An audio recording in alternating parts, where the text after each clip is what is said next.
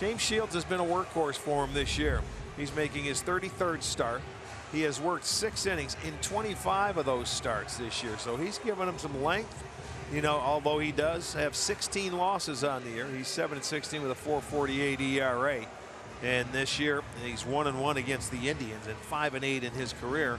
But he's a guy, he's a grinder, and he'll give you a lot of innings. He's made 30+ starts in 11 seasons since 2006, and that's tied with John Lester, who is another workhorse, and the second most 30+ start seasons behind Justin Verlander, who has pitched 12.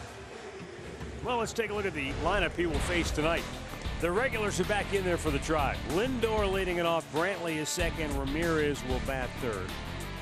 And you see the middle guys: Encarnacion, Josh Donaldson, Yonder Alonso, Melky Cabrera, Yan Gomes, Jason Kipnis.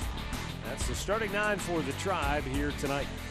All right, and we'll take a look at that White Sox defense behind Shields tonight. It'll be Delmonico in left field. Engel in center, Garcia over and right. It'll be Sanchez at third, Garcia at short.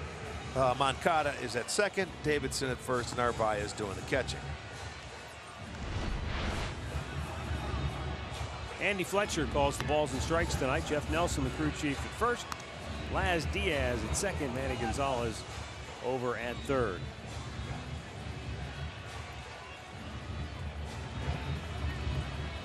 Five of the Indians' regular starters had the night off yesterday.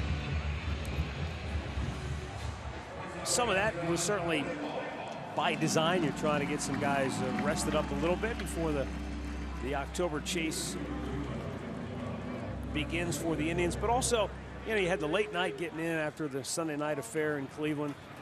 Short turnaround, so it was a good idea to give, especially guys like Lindor and Ramirez, guys who played every day, Brantley.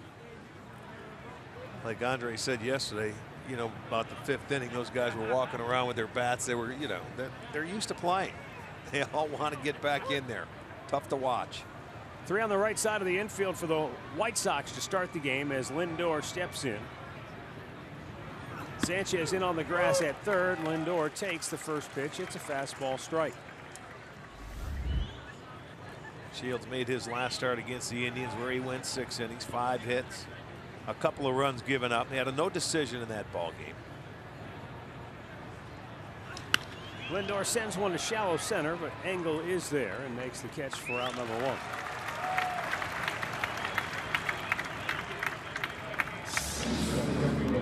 Take a look at James Shields. His pitch distribution, 4-seam fastball only 27% of the times, but he never likes to throw it straight. He'll cut it 23% of the time. The curveball, which really slows everything down. He has a changeup as well, and a little 2-seam fastball that he will use occasionally. 67 degrees our game time temperature under cloudy skies. We had a 51-minute rain delay at the outset. Michael Brantley steps in and fouls the first pitch back.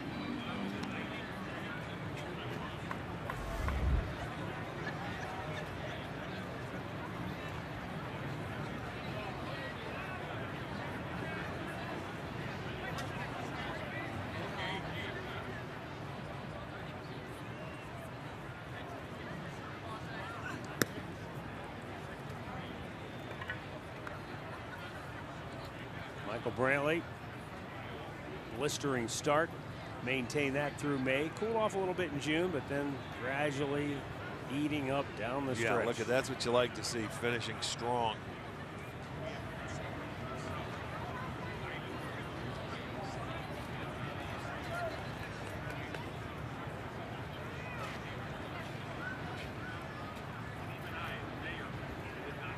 Now the 1 and the 1-1 from Shields.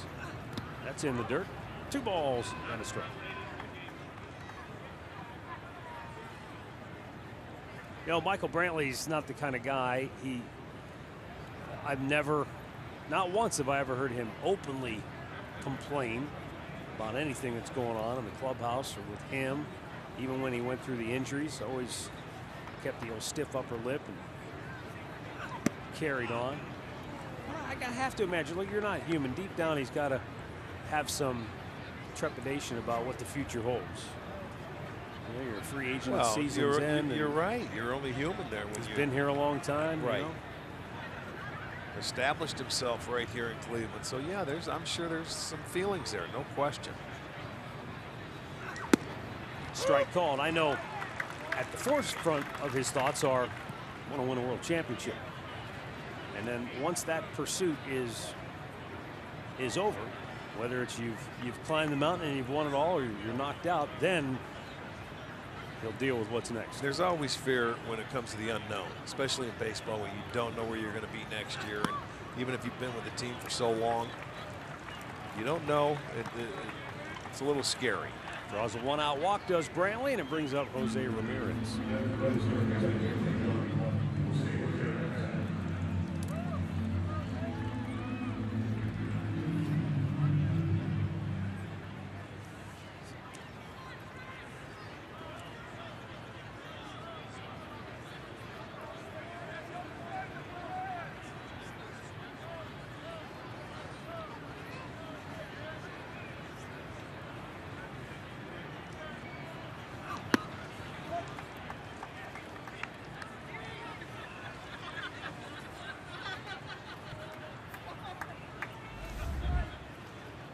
Jose Ramirez,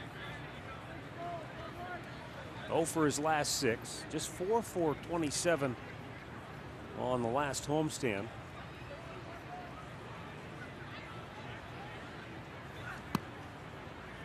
Takes down low, and it's 2-0.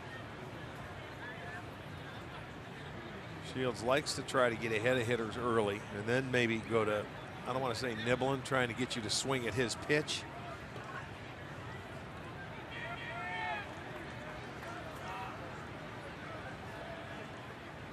And he never will give in. He'll grind you out every at bat.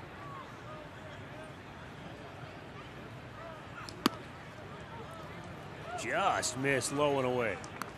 And Ramirez, and that's the beauty of being in a 2-0 count. You don't have to swing at that. Right. Anything close, you can become very stingy and keyhole that guy. And it was low. It was low, no question.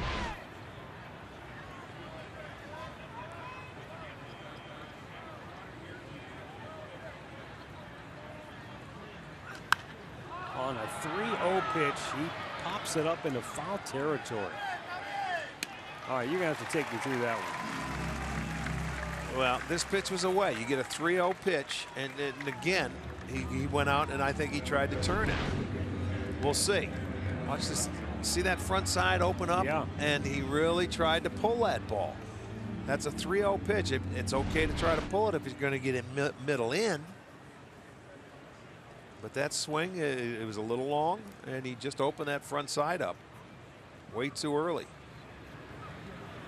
Edwin Encarnacion, 1 for 4 last night.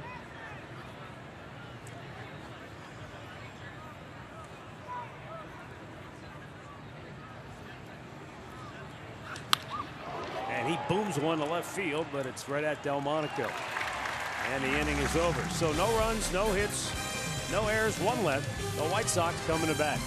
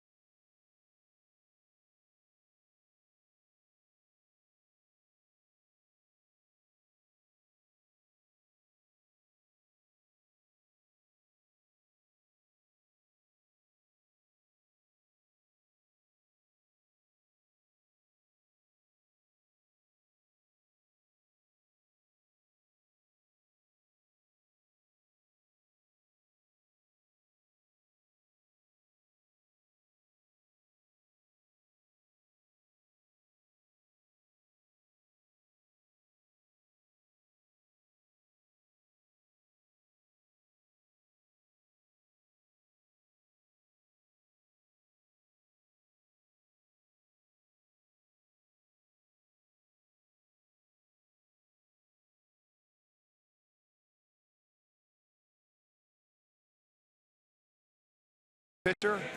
Bauer is now making his 27th start, 12-6. Told you earlier he's 2-1 this year in 3 starts against the White Sox. A 1.71 ERA. He's out for 60 to 65 pitches tonight. Let's hope he can stay efficient so he can go out there and go 4 or 5 innings. Here's the Chicago White Sox starting lineup for manager Rick Renteria. Yolmer Sanchez leads it off. Lurie Garcia in the 2-hole. Daniel Palka bats third. Avisail Garcia, Omar Narvaez, and Matt Davidson in the middle. Nicky Delmonico, Yohan Moncada, and Adam Engel rounded out for the White Sox.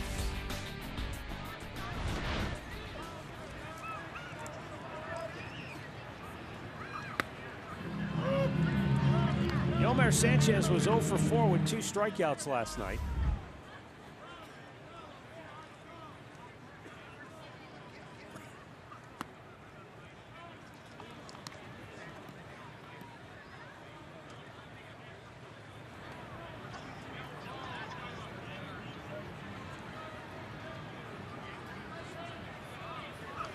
There's a buck toward base side. And a dandy.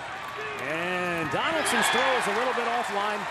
Encarnacion knocks it down. And now going to second base is Sanchez, and they throw it into left field. And he's off and running to third. And he'll stand and stop there. How about that?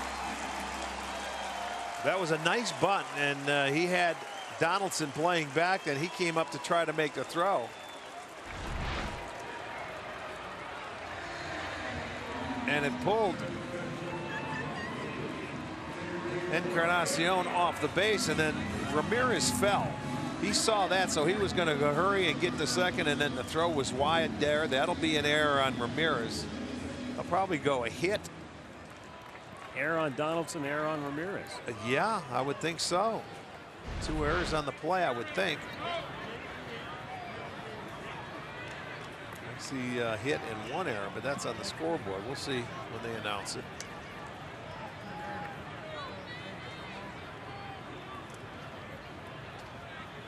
Swing and a foul by Lurie Garcia. Did not play last night in there as a starting shortstop this evening.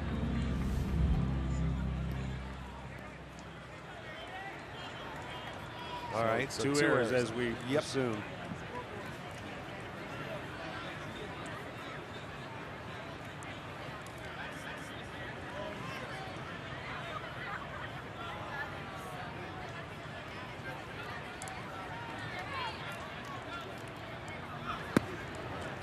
Swing and a miss. And it's 0-2. So before you know it, you throw 2 pitches and you've got a man on third, and you're pitching out of the stretch and trying to stop a guy from scoring. And it wasn't his fault.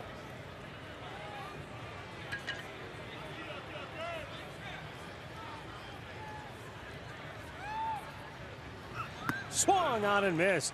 Trevor Bauer strikes him out, 1 down. And boy, oh boy. Pretty nice curveball right there. Let's check the defense for the Indians, brought to you by Ram. It'll be Brantley in left field. Kipnis is in center, and Cabrera over and right. On the infield, it's Donaldson at third, Lindor at short, Ramirez at second, Encarnacion at first, and Gomes doing the catching. Yeah, Trevor Bauer with Daniel Palka coming up. Might be thinking the same thing he had with Garcia. Go for the strikeout here, keep that runner stranded at third. Palka's a big swing and miss guy. If you find his happy zone, he can hit it a long way. He's hit 27 homers on the year. But the White Sox have already set a franchise record for strikeouts in a single season. They lead the majors. So from a matchup standpoint, as that's a called strike, this is tough for Chicago because the Indians starters can strike out a bunch and they swing and miss a lot. 1,527 strikeouts for the White Sox. Bauer, man, I'll tell you what. Look at this. Edwin looks him back, steps on the bag, 2 down. So far, what a great job by Trevor. Storylines tonight brought to you by Wayside Furniture. Trevor Bauer trying to work his way into October shape. And the White Sox hitters against the Indians It has been a strikeout fest. And as far as Bauer, I don't even think it's a question for him. We have questions. We wonder because we just haven't seen him since he got hurt that much. One start, and it was brief, and now here tonight. But I think in his mind, it's not even a question. He's going to be out there. Whether or not he's in the rotation or not, it's up to Tito and the staff to decide. Well, I'll tell you what, the curveball he's throwing out there on after pitch number 2 with the guy on third base, it looks pretty sharp to me, especially tonight. It's the key now is just extending his pitch count, because it was August 11th when he got hit with that line drive in the leg here at this ballpark. Jose Abreu hit it. Down low to Garcia. 1 ball, 1 strike. This would really be picking up your defense here in the first inning.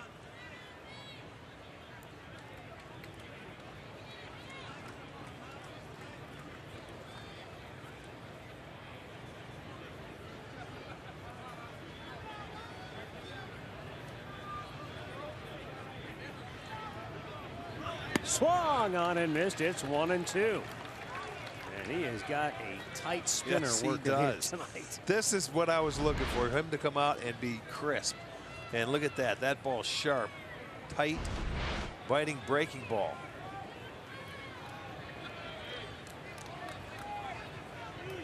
Trying to strand that runner at third.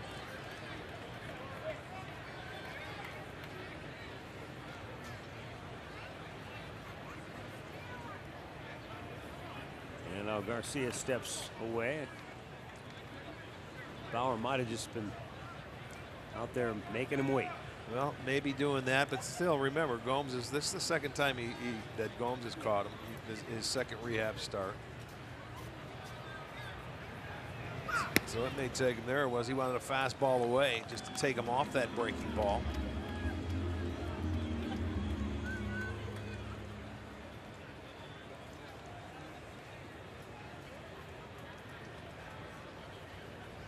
Garcia punched out 3 times last night.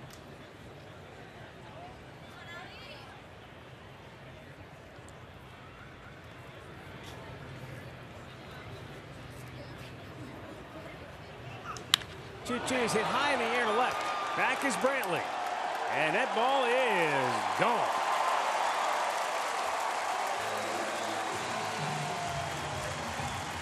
Avisail Garcia gives Chicago a 2-0 lead in the first with a 2-out, 2-run homer. Well, it was a hanger. That's the one pitch he just left up, and Garcia did not miss it. Garcia's 19th home run. And that breaking ball, you'll see the location. Nissan pitch tracker right there, 82 miles an hour. It stayed up. Didn't have the bite to it, so it's not coming back. And the White Sox will play from in front.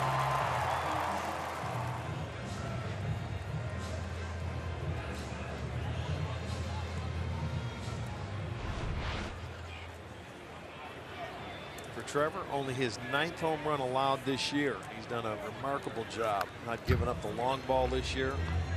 That covers 168 innings.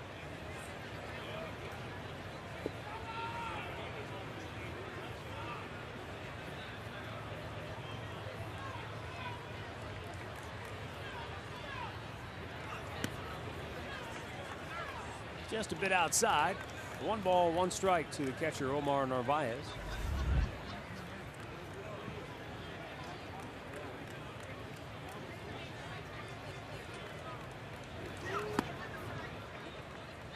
That fastball he threw by him. And it's 1-2.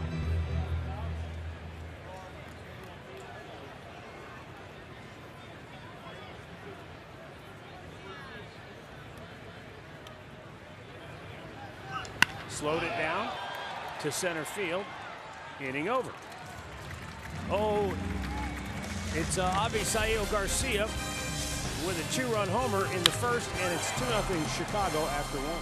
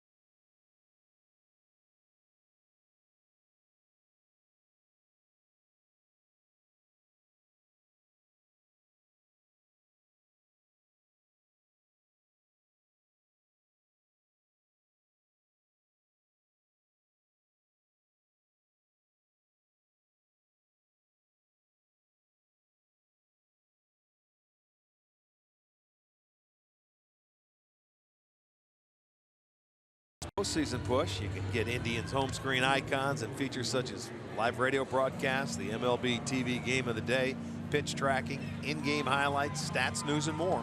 Download MLB at Bat today.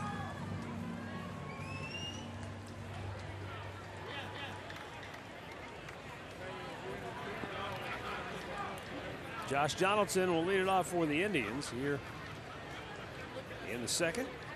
Drive down a couple.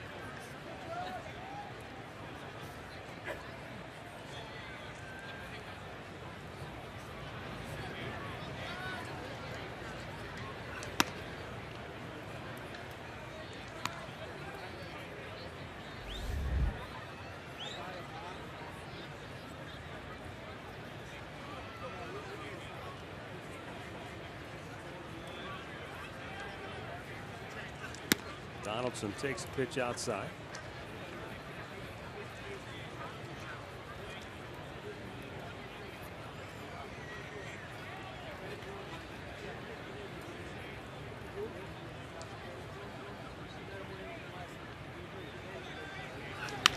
And a chopper to short. Lurie Garcia throws him out, one down. Let's go down to Andre Knott. Well, against James Shields, we've had this conversation before. It's all about the approach and patience and going against him. Yonder Alonso told me earlier this year, he says it's real easy to go against him, but he goes, it's so easy that you're 0 for 3 before you know it. They have to get him in the strike zone and hit their pitch, not his pitch. We talked about this before the game, Arch. He's just one of those guys that knows how to pitch to guys, especially if you're over aggressive. Very, very true. He, you know, if he can, he likes to get strike one, and that's not just say throw it down the middle. And then he likes to mess with the edges. He tries to paint. You have to remain patient and you know, maybe take him the other way sometimes. A lot of times when you get into hitters' counts, you might see the ball so well and he doesn't throw as hard as he once did. But he gets you out front. He gets you to do things you don't really want to do. Down in the dirt. When you look at James Shields, and you know he has the high ERA.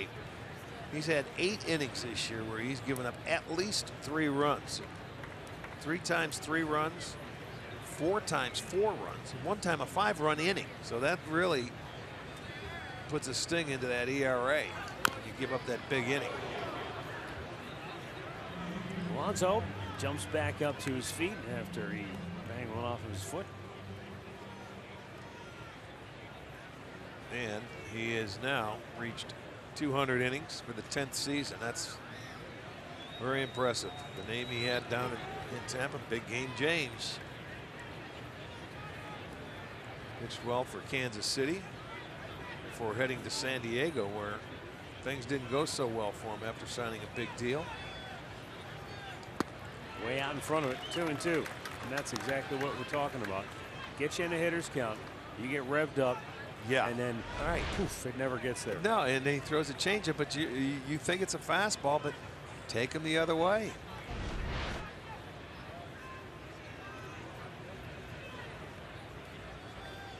In off the plate. And it's a full count.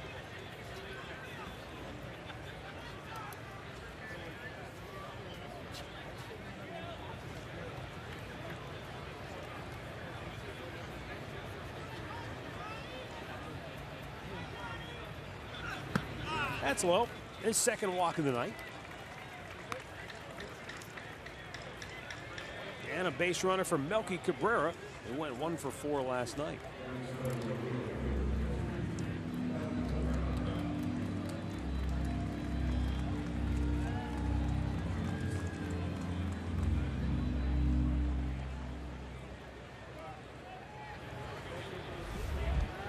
Since the All-Star break, Melky Cabrera has hit almost 300. He's among the top 15 in batting average since the All-Star break in the American League.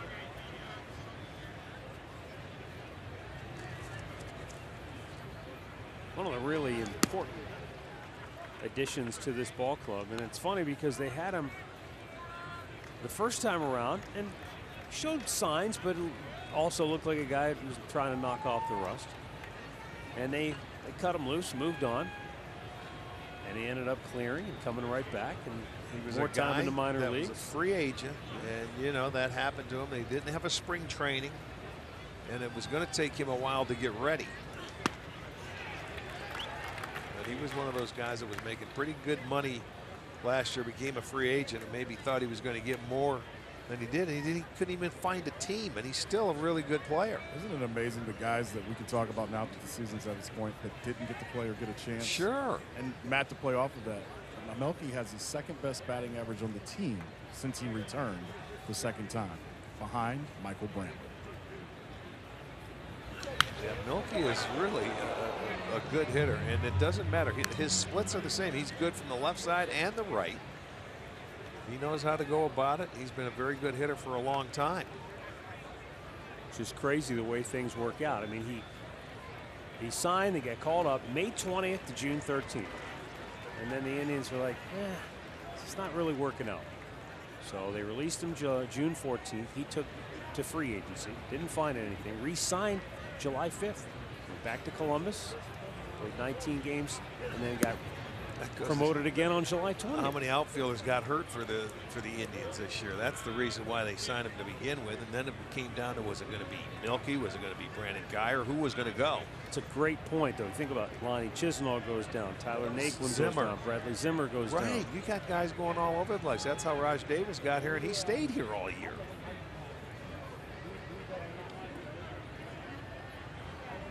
We've run through some outfielders. Allen was up and down how many times? 2-2 is just up and in, full count. The one guy that I'm sure most people were concerned about was Michael Brantley. Right. And he's been out there all year. He's been the most consistent guy they have here. And this team never took off until he was inserted into the #2 hole. And when I say concerned, I think from a health standpoint, right, because of what he's gone through. You figure he's not going to play all the time or every day. He's been a very good everyday guy. Oh, Melky goes down swinging. And that's what we're talking about with James Shields.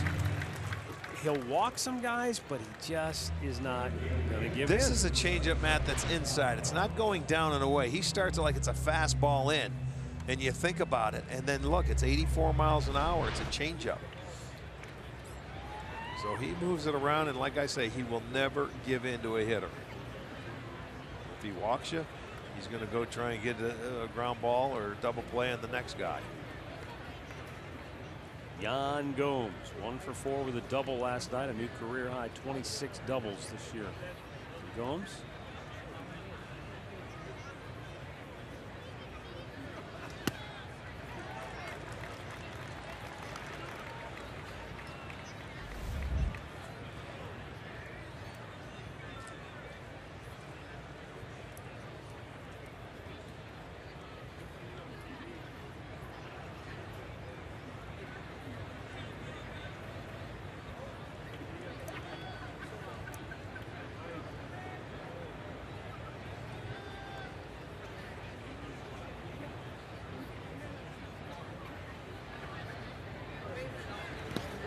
Low. Here's why I think sometimes we maybe get too caught up into certain numbers. Batting average, for example. I've heard you for years say batting average can be overrated. Yeah. You know, it's when you get the hits is more important than sometimes just the sum total of your hits. Take this for consideration. Yan Gomes, in June, he hit 284. In July, he hit 214. You hear that, it sounds like, well, what happened? He fell off he just went over the cliff, right? The difference was 4 hits. Yeah. 4 hits caused that big of a drop in the overall average. He had 19 hits in June and 67 at-bats. He had 15 hits in July and 70 at-bats. So 3 more at-bats, 4 fewer hits. What are the RBIs, and what are look at the other things too. That's what you want to look at. He could be with only 4. He could have the same amount or more RBIs. Almost identical. Right. He had 11 RBIs in June, 10 in July. There you go. And he's sitting down in the bottom part of the lineup. But I'll tell you, after that, he has really been swinging a hot bat. Yeah, in August, his hit total jumped up to 21. He already has 18 hits this month. few games still left to play.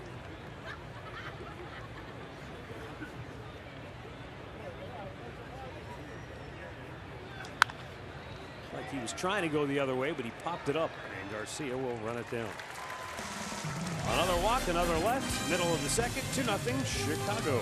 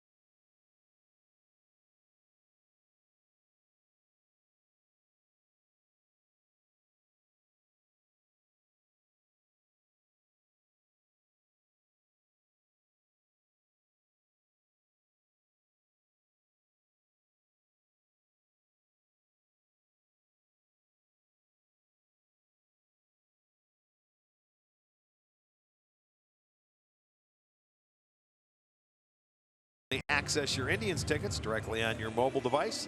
Use the app to purchase and forward tickets and have your ticket scanned for entrance to the ballpark. There's no need to print tickets.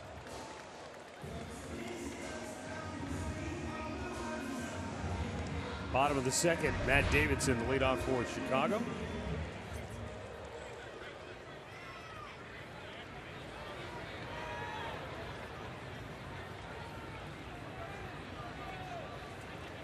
Matt Davidson, Nicky Delmonico, and Yoan Moncada for the White Sox here in the second. Davidson 0 for 1 last night as a pinch hitter and struck out.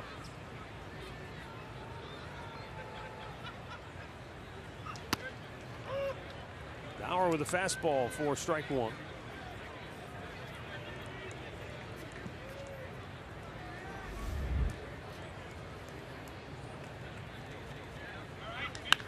Hanging curve right at Donaldson. And that's out of the one. Well, let's take a look at the first inning. Trevor Bauer, when he had that man on third base, he threw some really good breaking balls in that inning. There's a good one. That's another good one to get the strikeout. To get another strikeout, now you're going to see one bad one. And he hung and he didn't miss it. Avi Garcia hit it a long way. And that's the 2 runs in the ball game. Nicky Delmonico, 2 hits last night. Yanks 1 foul.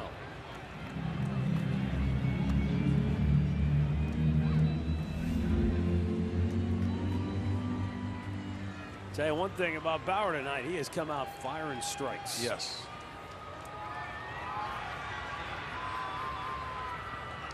Foul right back.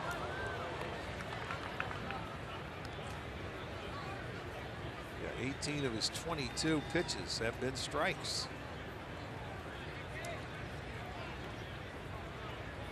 That's being locked in. Yes, indeed. In that first start, we saw, command was. And you expected that. Right. Down goes Delmonico, 2 down. In inning number 2. Key to drive to success. Most strikeouts by starters. Astros and Indians. No surprise there. They have been the 2 best starting staffs in baseball, really. I mean, is there anybody that's. No. with him? No, I don't think so. I think those are the two best starting staffs in all of baseball. I would agree with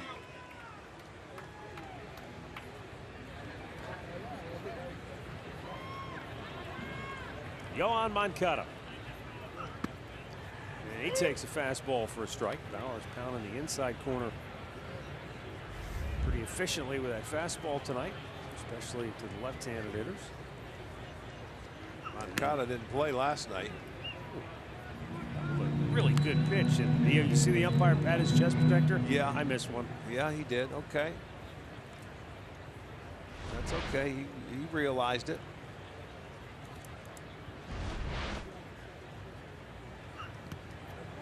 It's in the dirt. 2 balls and a strike. Yeah, Moncada had quite a series in Cleveland. He's swinging the bat very well.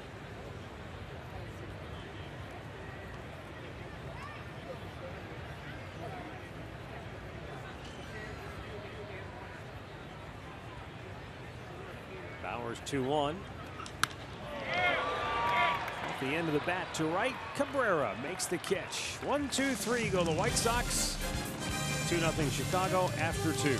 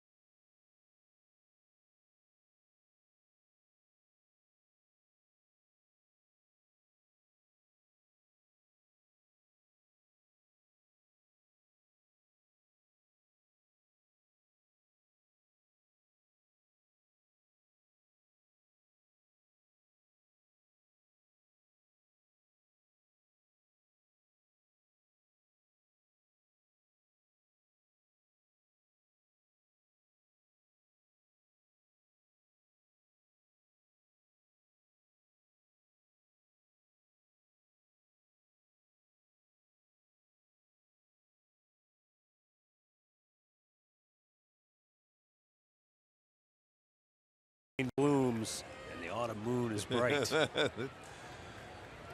Yeah, nice shot. Rain has passed through. 3rd inning here in Chicago. Jason Kipnis will lead off for the Tribe. Pitch outside, ball 1 from James Shields.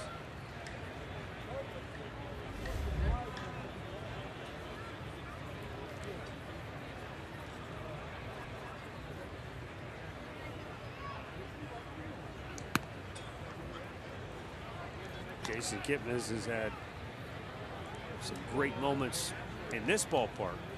And you talk about the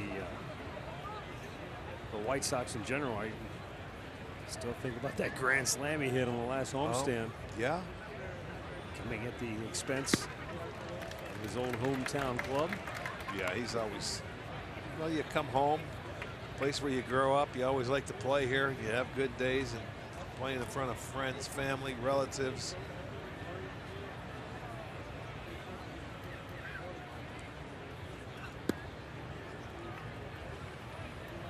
Okay, another hitter's count. They've been in some pretty good counts to hit the first time through this lineup. They haven't been able to get a hit though.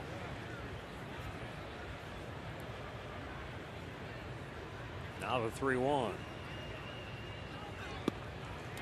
Nice little cutter. Inside part of the plate.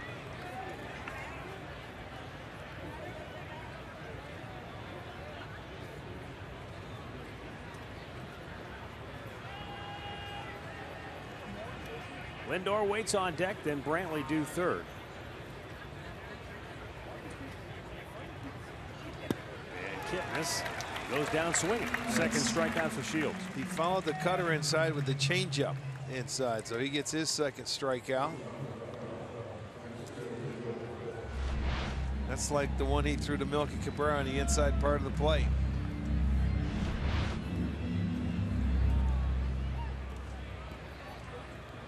So you're saying, really, as a hitter, you almost have to think about stand back, taking it the other way, let him jam you with the fastball. Try and get jammed, absolutely. You know, you foul his fastball. If he hasn't thrown many for strikes, he's attacking with all breaking balls, or if he tries to throw that fastball, he's trying to paint with it or miss.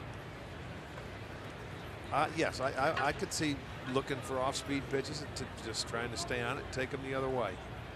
Big part of the field.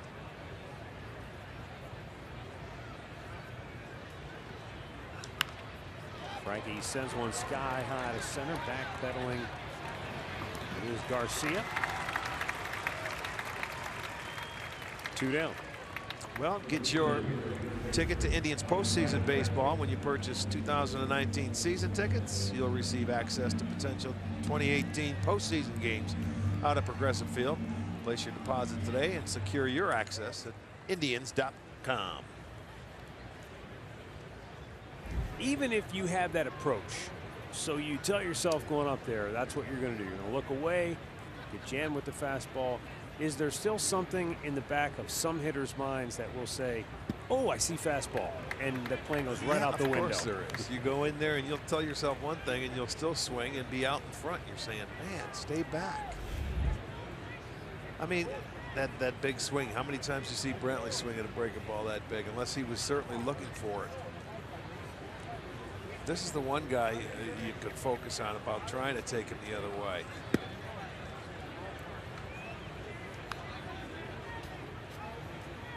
But I haven't seen any pitches over 90.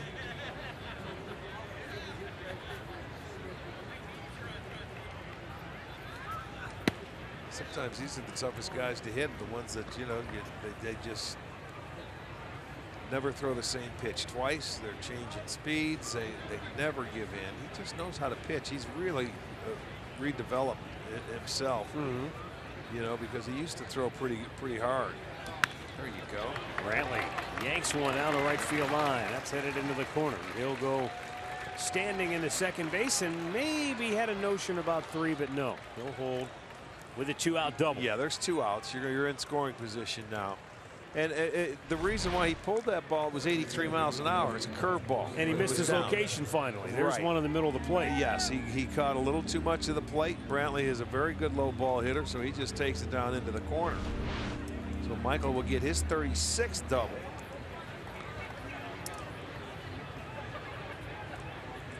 And their first hit of the ball game. This is where Jose, his first at bat, had a 3-0 count and got a pitch that looked like it might have been a fastball away that he really opened up on.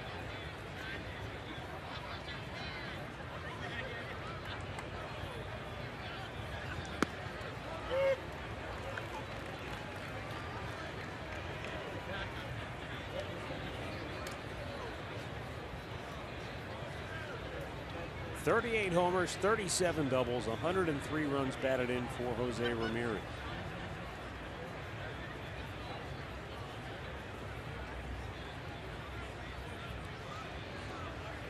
But for really more than a month now, he has been a non-factor in the Indians lineup.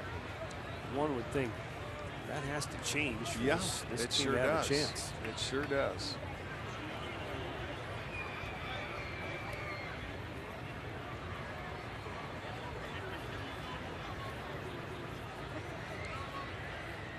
Rhythm that he had earlier in the year is no longer. There's a great swing. Boy, he stayed balanced that time. That's going to get the Indians on the board as Brantley scores. Back-to-back 2-out hits. It's a 2-1 ball game. RBI number 104 for Ramirez. And again, Shields ends up leaving a pitch up, and he really took advantage of it. But watch the swing. Short, stayed back, and then you go. That was good, and he ended up conking the catcher right on the head, didn't he? So back-to-back 2-out hits get the Indians on the board, make it a 2-1 game. So let's see if their approach changes the second time through, facing James Shields. Edwin Encarnacion slide to left his first time up.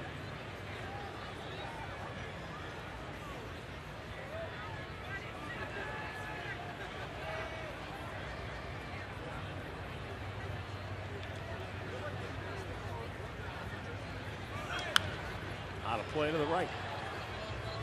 Oh, nice play. Guy up there in a suite in the open window. Oh, yeah? And ball went right to him. He just reached out, boom, caught it. No big deal. Good Yes, sir. for him. Sit down with the souvenir. Yeah. Look at his buddy say, I'm not even going to acknowledge you. Not even going to acknowledge you one bit.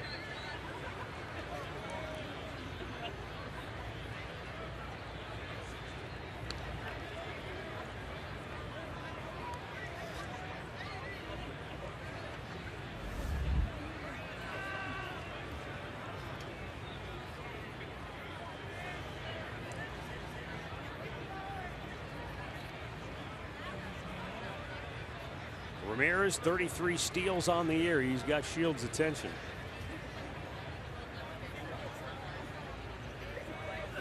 And Edwin drills one into left field for a base hit.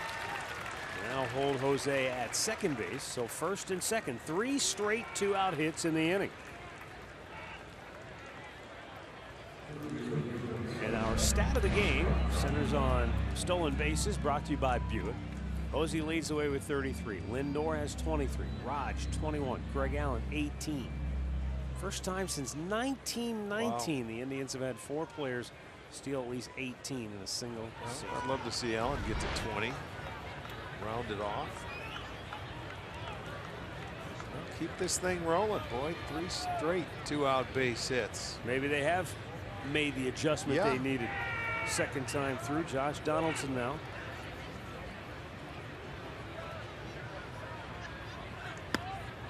Missed outside.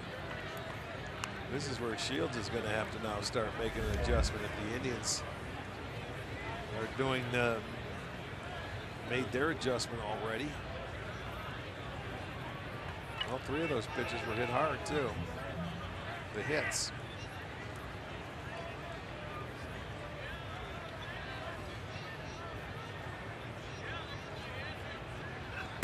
Going away, 2-0. 3 men on the left side of the infield for Chicago, and this is not going well for James Shields here. He's suddenly up to 52 pitches, and he's thrown 4 more balls than strikes. Well, he's been behind, it seems like, almost every hitter. He has not been pitching from in front, that's for sure.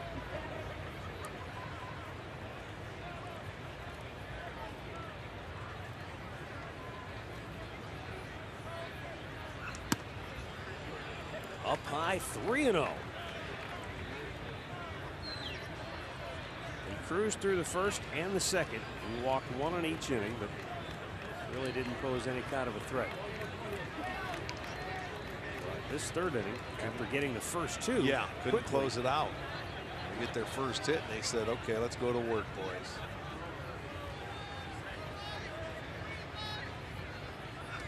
And that's ball 4, and the bases are loaded. That's the 3rd walk. You see Don Cooper, the pitching coach, for the first time. And we'll pause for a word from Circle K. Polar Pop Cup, just 79 cents every day, only at Circle K. Well, Yonder Alonso will be the batter for the Indians. Alonso on the year has 4 bases loaded hits.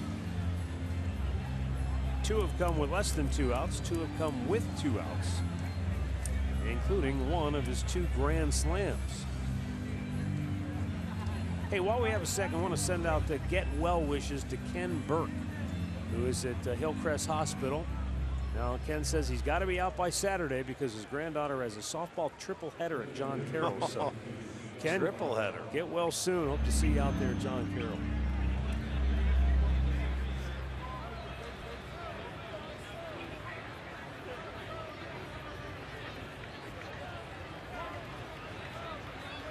Yonder Alonso digs in with 3 on the right side of the infield.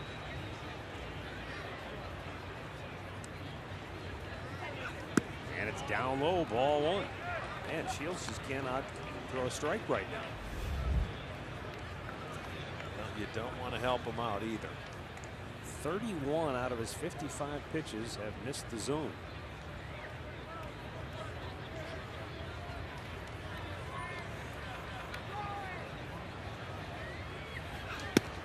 And another one. Yeah, right now he's searching out there.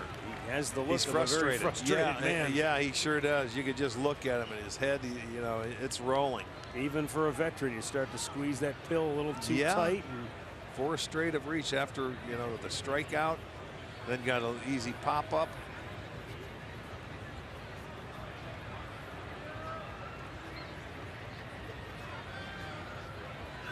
Three and 0. And I mean, he's not even close.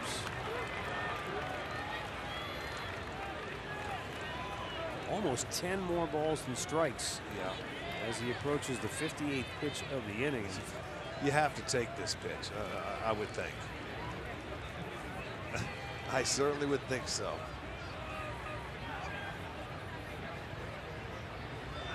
He does it. He swings and drives it into center field to get another run home. They're going to try to get 2. Ramirez scores. Edwin to the plate. He'll score standing. How about that on a 3-0 pitch? Yonder says red light, no sir. Green light means go. He drives in 2 and the Indians have the lead. Sure did. After 7 consecutive balls, he figures, okay, he's got to throw me one there, but he did not miss it. So clutch hitting, he continues to hit with the bases loaded. The Indians take a 3-2 lead, and they're not done yet. That's 5 consecutive. Still no action in the Chicago bullpen. I'm a little surprised by that. I figured I thought if Alonso reaches, they're going to have to get somebody up there. Still quiet. Well, they may wait for one more hit, because I think tomorrow they're going with a pen game. Melky shoots one to first. Davidson takes it to the bag. 8 men come to the plate. The Indians have 5 straight reach with 2 out, 3 score. They take the lead.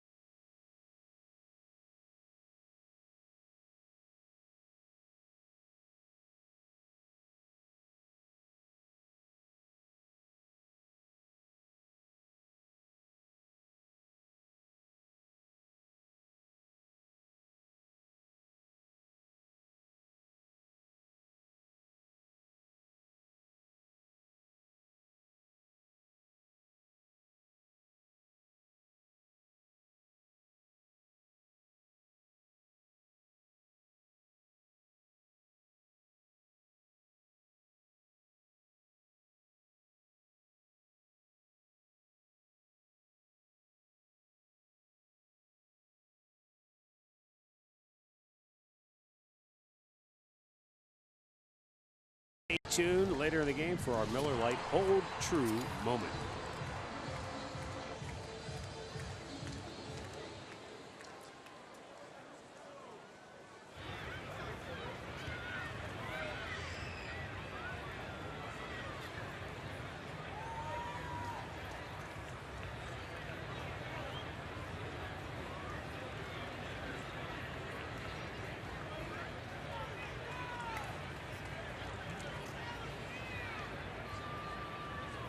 Adam Engel to lead off for Chicago here in the bottom of the 3rd. Indians now have a lead. Trevor Bauer delivers a little high ball 1. Engel, 236 average on the year. 6 homers, 17 doubles, 28 driven in. He's a fantastic defender in center field. Speaking of which, he hits one out there to his counterpart, Jason Kittens. 1 down. Let's go down to Andre Knott. Well, we've made a lot out of Trevor Bauer and the pitch count that he has and what he needs to do with his arm to get ready for the playoffs. But talking to Terry Francona, that bunt that led the game off for the White Sox, that's something that they expected to see from the White Sox and whomever else he sees throughout the rest of the season, because they want to see how he can field his position. It's important. And with the rain earlier today, they want to know and make sure that his leg can hold up in every single situation that he goes through. Now, we did see in Indians Live before the game, he's done a ton to prepare, but there's nothing like playing in an actual Major League Baseball game. Yeah, and that bunt was really a good bunt. He forced the third baseman to field it. Bauer really had no chance to come get it.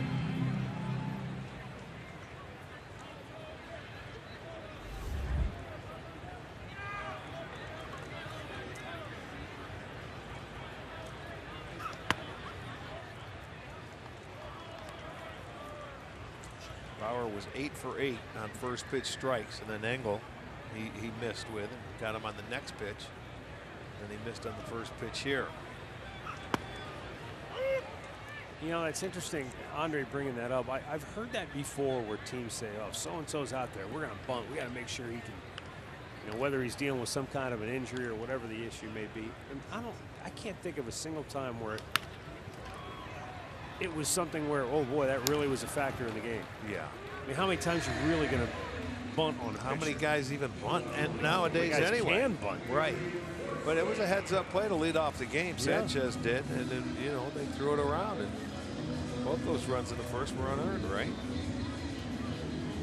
No. Yeah, yes. No. Well, no, because they were reached earned. on That's a hit. right. That's right. He was a hit, and then the 2 errors.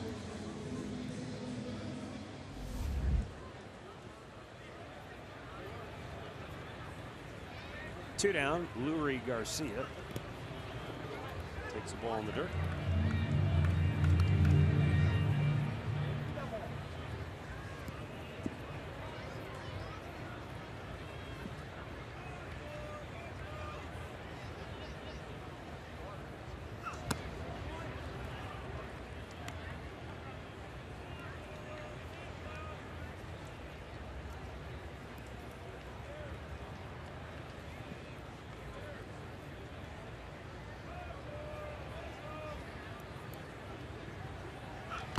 Threw that one right by him, 93, inside corner, and that's the key. Bauer working the edges with his fastball.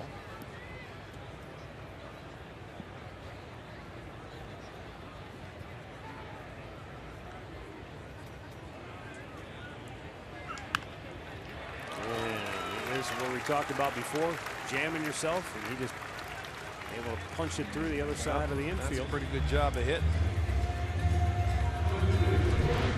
It's going to be a breaking ball here. Another one that he left upstairs, but he didn't try and do a whole lot with it, just took it the other way. So a 2-out single now for Chicago. And the inning stays alive for Daniel Palka, who rounded out the first, his only time up. 3-2, Cleveland leads here in the bottom of the third.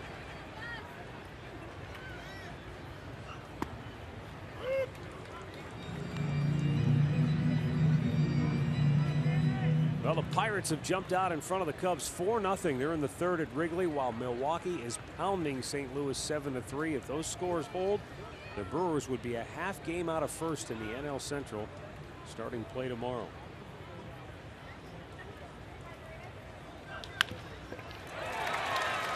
Ramirez can't come up with it cleanly, and I don't know even if he had, if he'd have been able to throw him out. He was way out in the right field by the time he flagged that ball down. Well, Palka hits the ball hard when he puts it in play. He gets that one past Encarnacion. And Jose, I mean, for whatever reason, I don't know if he's speeding up because he's over at second base, but he hasn't been able to catch a whole lot over there. He's bobbled a lot of balls at second base. I don't know if he would have had him because I did see Encarnacion get up and went back to the bag.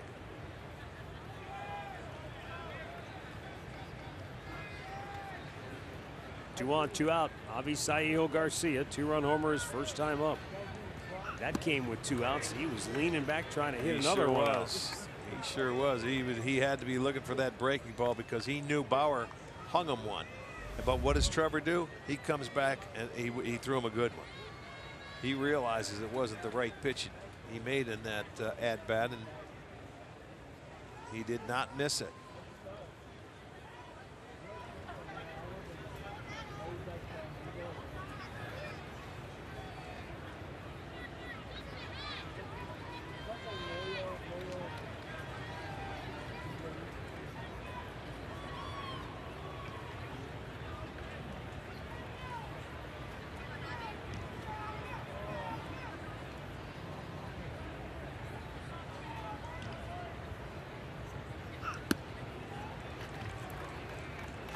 Fastball just a little low. Here's the pitch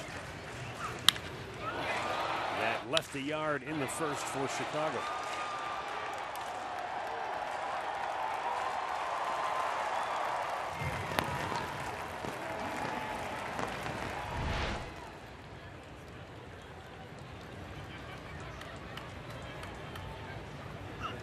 There was a good breaking ball. Slowed that one down. Throw all the way back to second, and Garcia got back quickly. Boy, Gomes.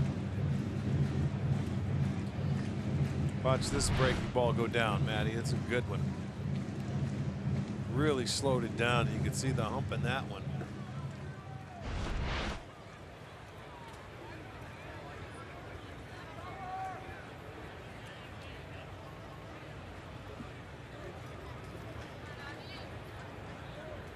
See if he doubles up or goes fastball away. Maybe slider this time. That was the fastball. It was off the plate, and then he came back with that other breaking ball. If you remember in his last at bat. Right. Remember he swung at that curveball. He missed with the fastball away, and then he came back and hung the breaking ball.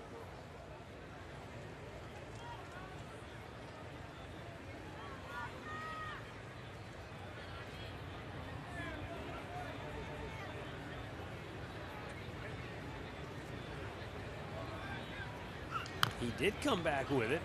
I was thinking to myself as a hitter, you going, there's no way he's going to come back with the exact same sequence after I just took him deep the last time. And he did. He threw him a curveball. If he throws a good one, he's not going to hit it.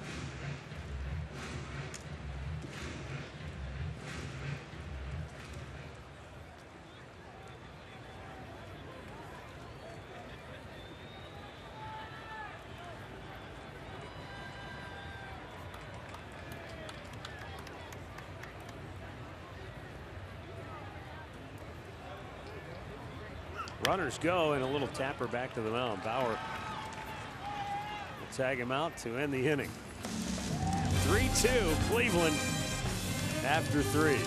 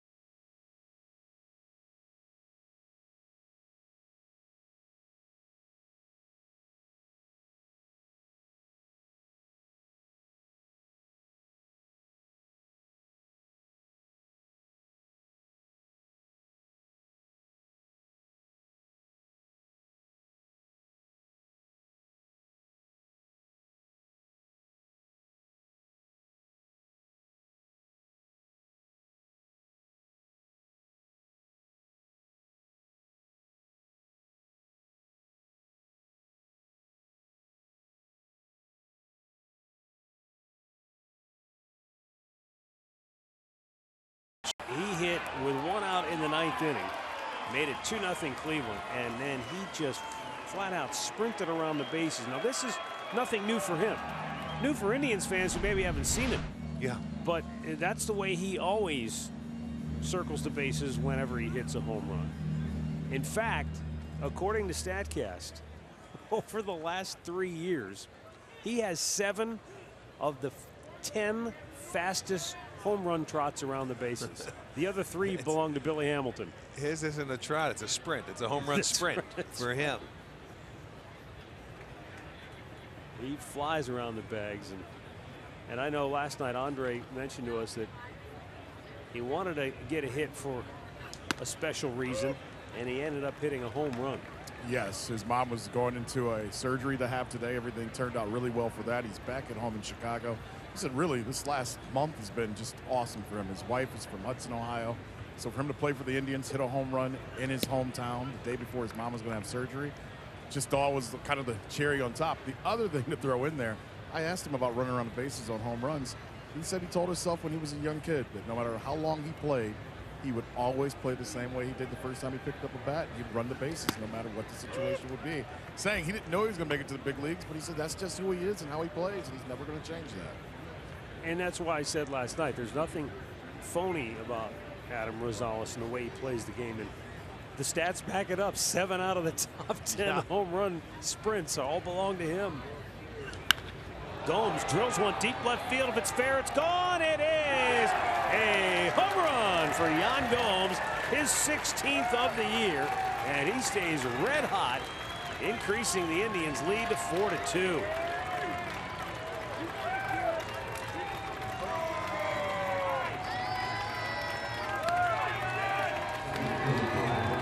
Gomes his 16th. That one right down the line. And the 34th that James Shields has allowed. Watch this pitch down and in. Oh, that was a little out over the plate. And Shields, did you see him? He went down. He knew it was gone as soon as he hit it. Might have been a little cutter. Stayed down the line. Curveball low to Jason Kipnis. I'll say they made an adjustment. 5 hits now. The second time through the lineup. And the first time he only walked 2 hitters. Well, he has no command tonight. He's all, I mean, somehow he got through the first time through the order. He looked fine. He did walk 2, but I mean, the second time through, 36 balls to 29 strikes now on the night.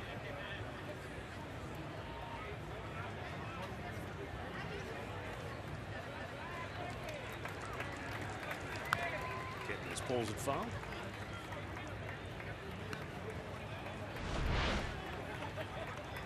This one got out of here in a hurry. Sure did. Hook it down that line. Didn't have a whole lot of time to hook, did it? Well, think about, he's hit some balls in Cleveland that were hit so hard they pelt the wall. Yeah. The elephant doors Singles. in left field. Yeah.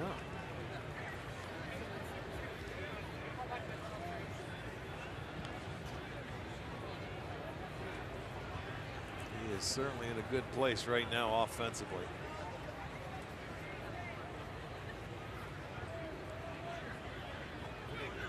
No, I got him looking that time. All right, we thought this would be fun for you folks at home. This is on the left. Edwin's inside the park home run in Anaheim earlier this year. And this is Adam Rosales on the right with your traditional home run over the fence. And look how fast Rosales got around the base 2 seconds faster, almost 2.5 seconds faster than Edwin. They both were able to stand up on their home run. Oh, that's good.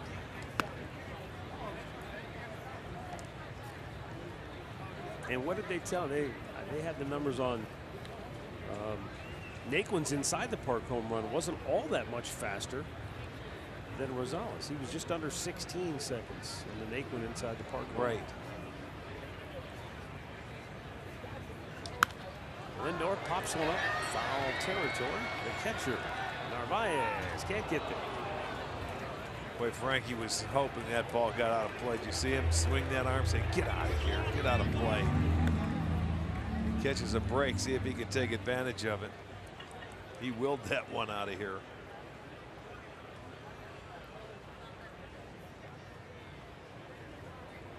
Twice tonight, Lindor has popped the ball in the air, once to center field, once to the shortstop.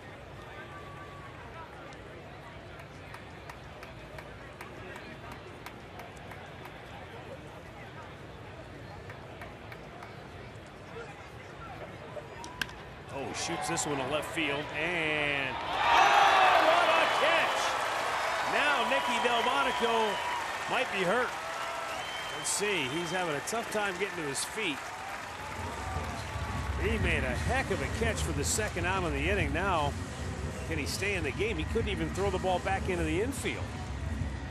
Well, he made a fine running catch. He says he's thumbs up. Here we go.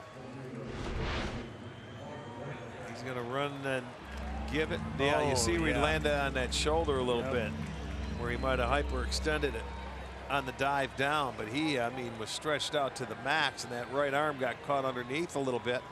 Very reminiscent of Michael Brantley in Minnesota. Was that 3 years ago? Sure. Landed on the shoulder.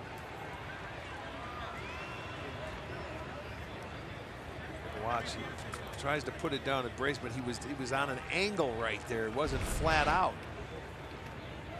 Maybe a little sore. He says he's okay. We'll see how it goes as this game progresses. That ball was hit hard and made a nice play.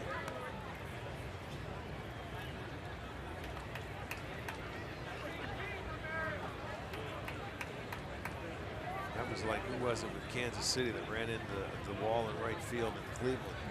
Phillips. Oh, Brett Phillips, and I mean, stayed out there for the rest of the inning. But yeah, I knew he was coming out. He couldn't. He was messing with that arm and that shoulder, and he went face first into that wall.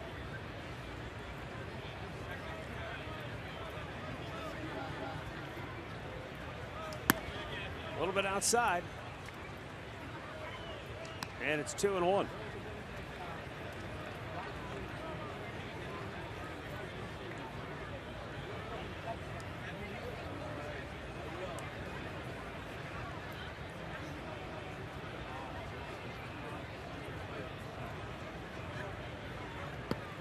Down low, 3 balls and a strike.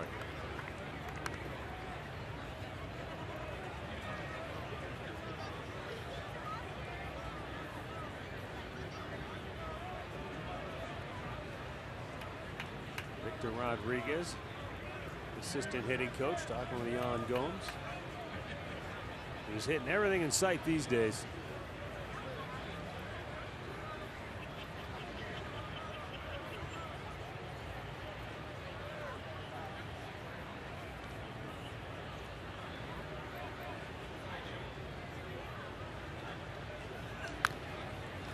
Goes to a knee, fouls it off. Full count. Send out some birthday wishes. Helen Fedorchik is 97 from Reynolds, Pennsylvania. Paul Grant, 81 from Berea.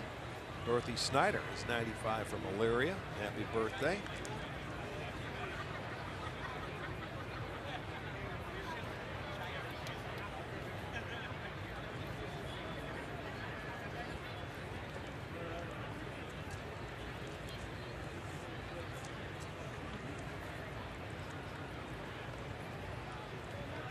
Brantley with a ground ball up the gut, but there is the shortstop Garcia to throw him out. Indians extend the lead. Jan Gomes' 16th home run of the season as the Indians on top 4-2 middle of the fourth.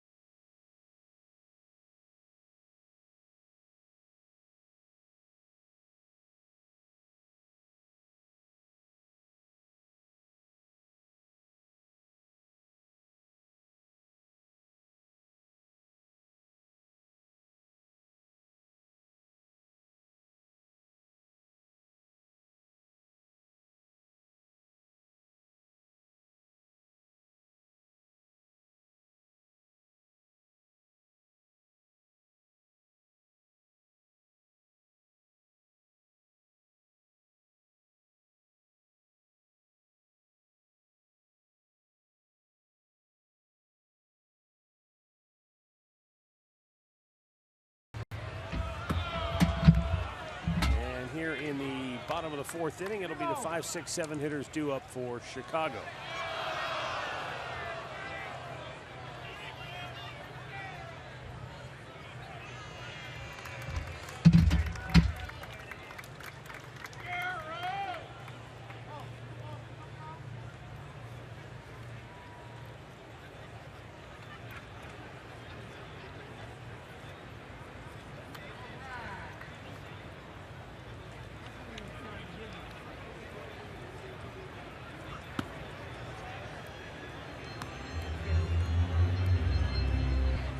Narvaez slide to center, his only time up.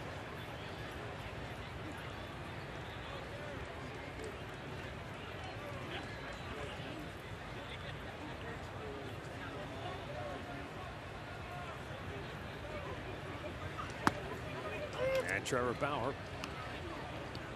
evens the count at 1-1. Nice changeup right there.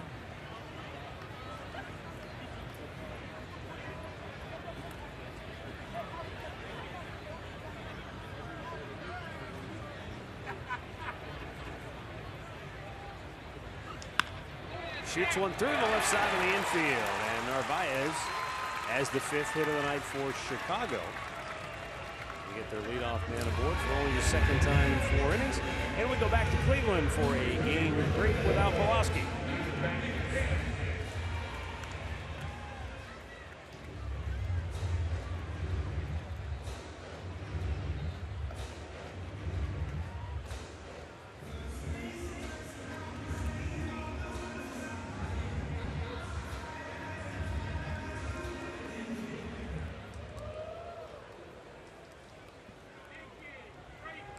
That's really impressive. I mean, that's a number you just haven't heard in a while. 300 strikeouts. I mean, we're talking about how great it is that this Indian staff has 4 guys, 4 starters that are all over 200. Well, you and figure. then he's at the 300 level. What's he going to get? What's he get? 33, 34 starts.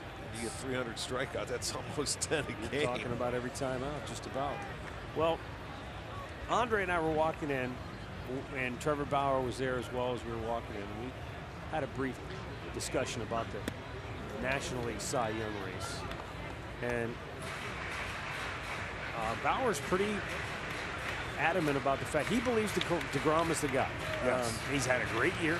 I'm not going to dispute that. He has a 1.77 ERA. That's almost a full run better than Scherzer, who started the night at 2.57. All right, but Scherzer has now 18 wins. DeGrom has 9. He's 9-9 on the season. And understanding full well, and Bauer's an advocate of this, about how wins and losses and that kind of stuff, that a lot of the case, and a lot of times that's out of a pitcher's control. But I would say this, Scherzer has more innings pitched.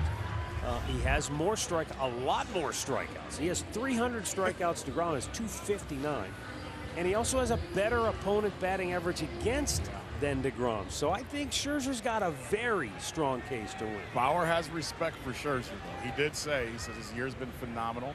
He just thinks what DeGrom has gone through. He gave us a couple stats, Matt, that were just... That blew my mind. That were mind-blowing.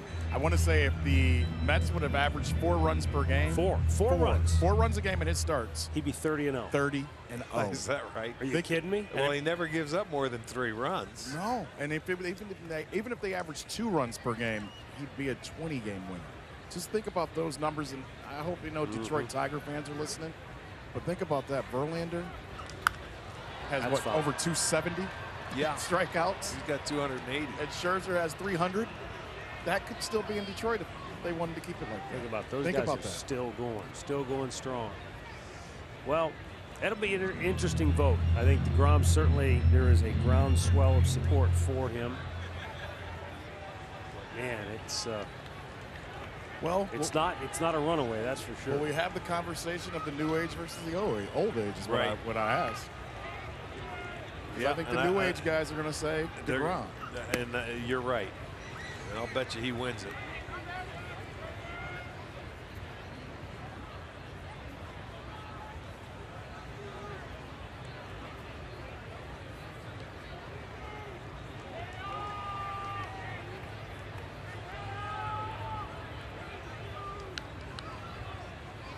Bauer sets. 1-2 pitch, and Delmonico wraps it to right. Cabrera there to make the catch. 2 down. Our great clip of the game from last night. Corey Kluber. Just another walk in the park for Kluber, huh? 11 strikeouts. Yeah. Dominating performance. 4-hit shutout baseball. 7th time he has struck out at least 10 in a game this year. 46th time in his career. And he left the game having retired the last 14 in a row. Yeah. Saw Steve No, Stone I'm sorry. today. Wait. He retired the last 11 in a row. And then the Indians bullpen, Miller and Allen, retired the last 6 after that. So, what'd Stoney say?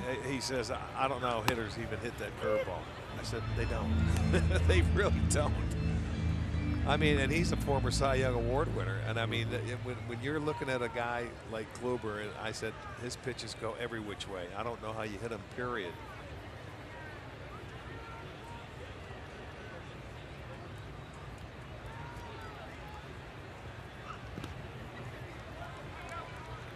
Well, it's like back in your day, pick out any of the number of stud starters that you'd have to go to. You just hope there's one mistake and you don't miss it. And you don't, exactly right. You got to hit their pitches where they don't execute and they leave up in the strike zone. You can't foul them off if you want to hit the good pitchers, because you may only get one of those a night from the good ones. Up and in.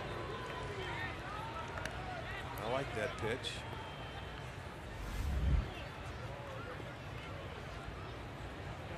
It's one thing, he has looked very comfortable in the batter's box the last few times we see him.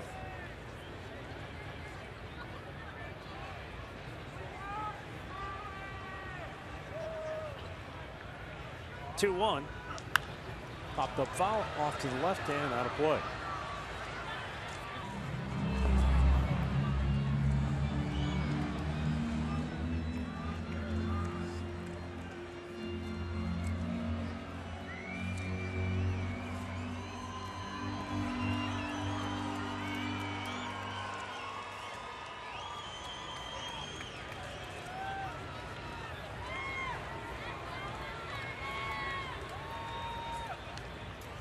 This is only the 60th pitch thrown by Bauer tonight. And, considering he had the 2 runs allowed in the first, back-to-back hits in the third, leadoff single here in the fourth, it's been pretty efficient. There you go. Strike 3 called, inning over. That's 4 Ks for Trevor Bauer. His night might be over. He is at 60 pitches, and it's 4-2 Cleveland.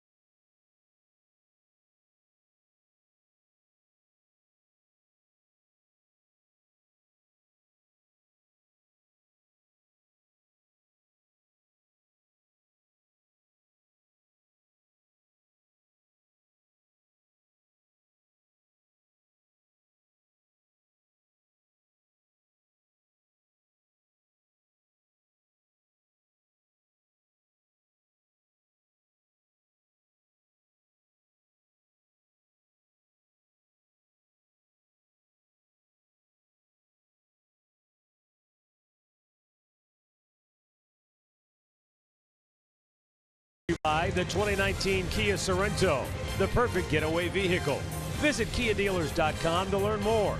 And by Levin Furniture. For the best deals on furniture and mattresses, shop Levin's.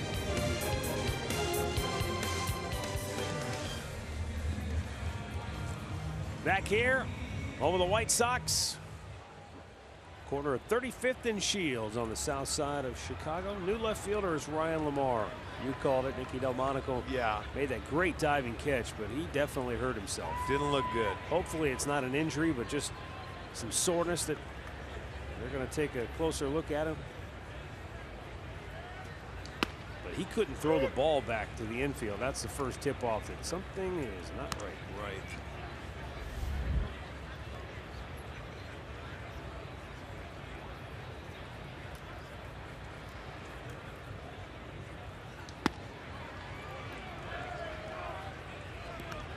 Jose Ramirez with an RBI single in the third. Good looking swing. Been a tale of two at bats for him tonight. That is true.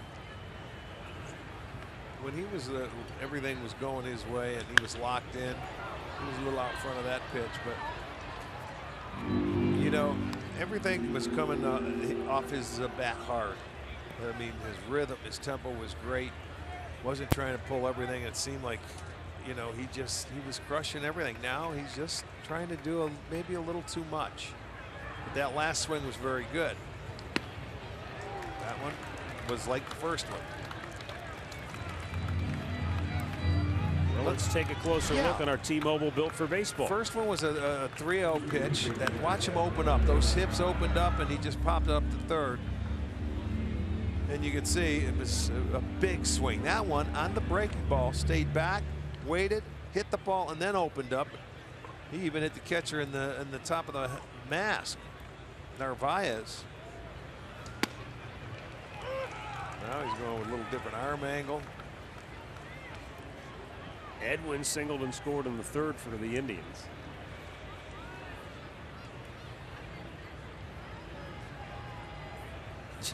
James Shields, the wily veteran that he is anything he can do to try to give his team a chance. And ever since the home run to Gomes, he's now retired 4 in a row, going through the lineup for the third time.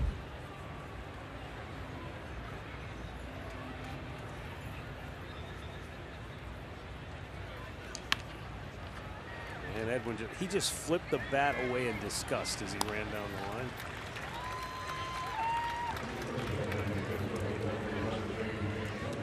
Well, we'll come right back here and wrap up this series tomorrow night.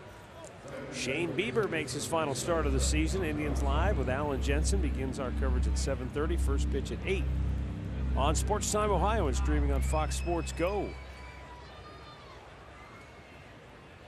Trying to run his record to 11-5 on the year.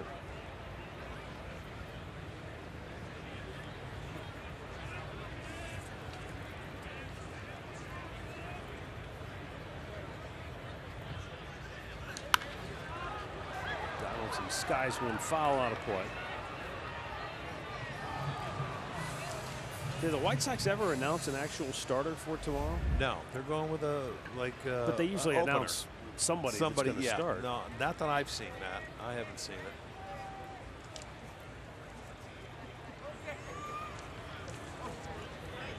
Josh Donaldson takes and a called strike. He's not so sure about that one. Bottom of the zone. 0-2 the count.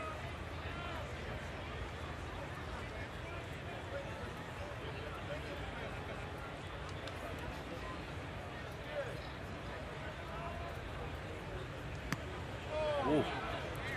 Just a bit high. 1-2. This one was 68 miles an hour. Not bad. Not bad. Blowing away, 2-2.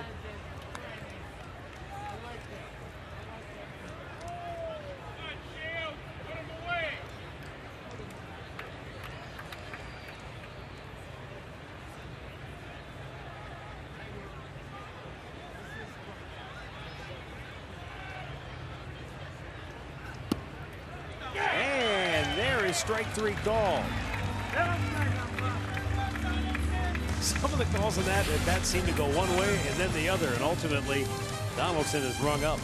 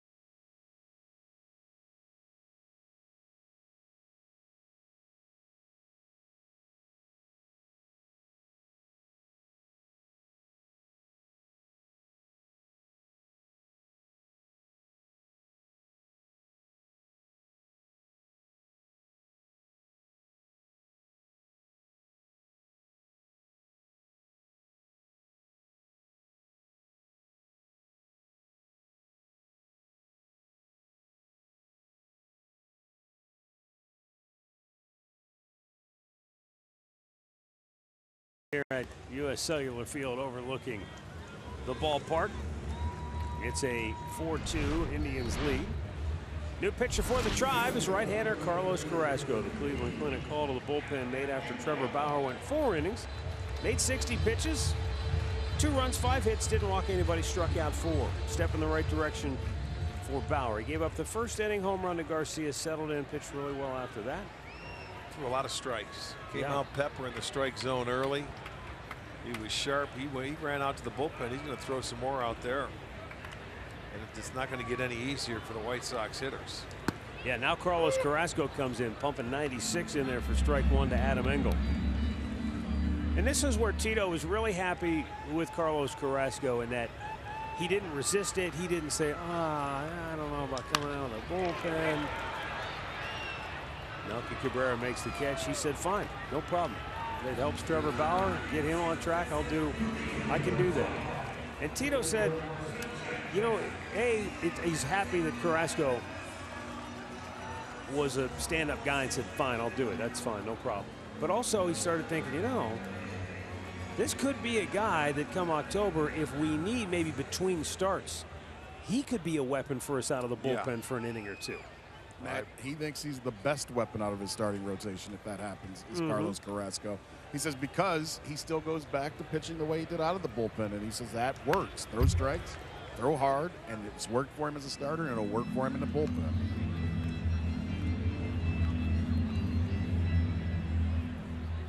Well, and you can just see the wheels spinning for Terry. He loves having the more options, the better for him. Yeah, that's true. But the way Bauer looked tonight, I think he's fine. I think he's going to be just fine.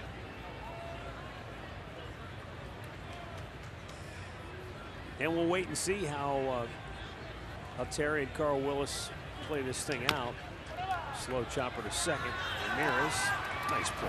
Quick hands, 2 down. As Andre reported earlier, Tito didn't want to commit to anything. He said, let's get through this game. Let's get Bauer through, make sure everything goes well, and he's still going in the right direction. Then we'll worry about Sunday, because Bauer and Carrasco are both on the same day right now, so they would both be technically scheduled to pitch again on Sunday. But he may not want to do the whole you start, go 4, and then you come in and relieve and go 4 or 5. He may want to do something different. We'll wait and see. Yep, we're going to find that out on Sunday. Well, the other thing is you got to keep Carrasco's pitching numbers up. You got to get him to a certain amount. You want to get him to 90 pitches in one of these, either Sunday or today. Probably won't do that today.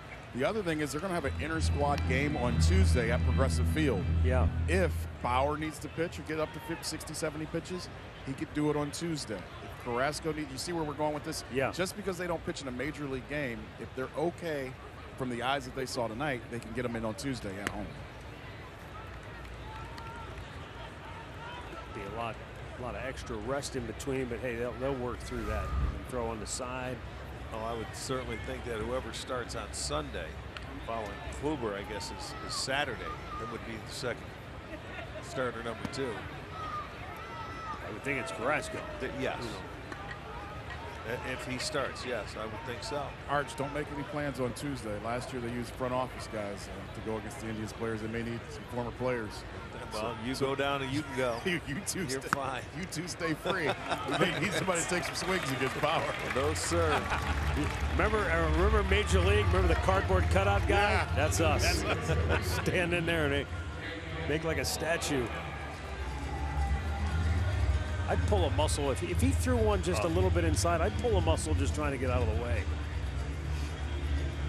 Yeah, you don't want to get in the box. No, don't even think about it. We're well past our prime. Daniel Palka singled his last time up.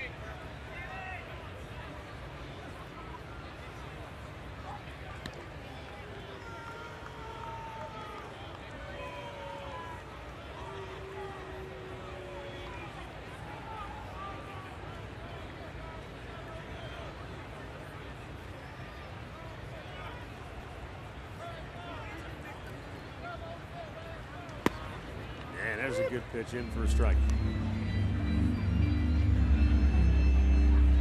Trevor Bauer continuing to throw in the Indians bullpen right now just to kind of finish his work night to get the volume up to where it needs to be. He was at 60 pitches in the game. They wanted him to get to 65, so probably doesn't have to do a lot of work down there. But Andre, were you down there? Did Bauer try and talk his way to stay into the game? No, he knows the situation. He's not. He wanted to get at least 4 innings in because he wants to make his numbers look as good as possible. But he didn't. He knows. He knows what's important. The 0-2 swung out and missed, and Carlos Carrasco picking up where Trevor Bauer left off. He strikes out the final man here in the 5th. The Indians are up 4-2 as we head to inning number 6 in Chi-Town.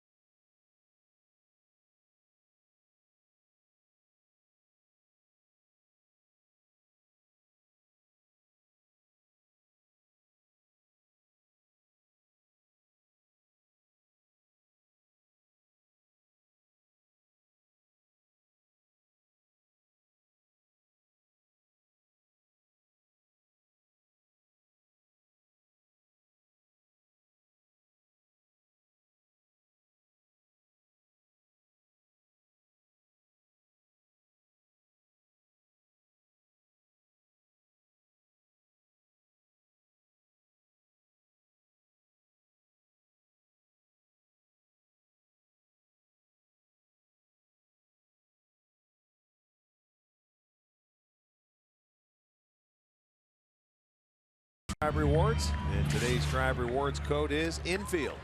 Visit Indians.com for complete details.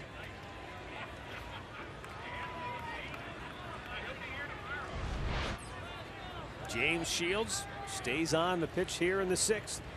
White Sox bullpen still quiet.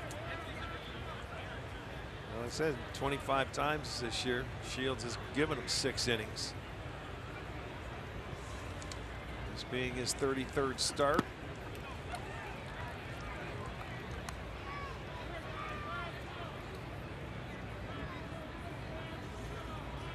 Over the 200 inning mark this year for Shields for the 10th time.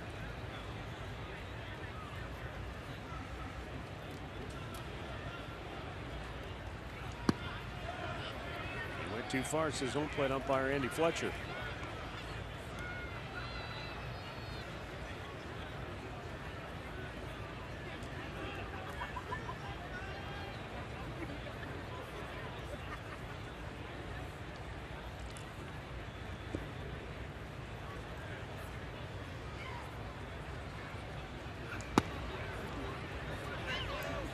Just a little bit outside.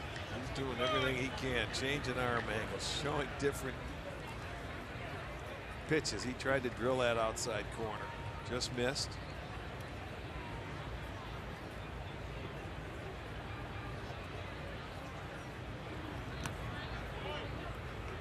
In the dirt, 2 balls, 2 strikes.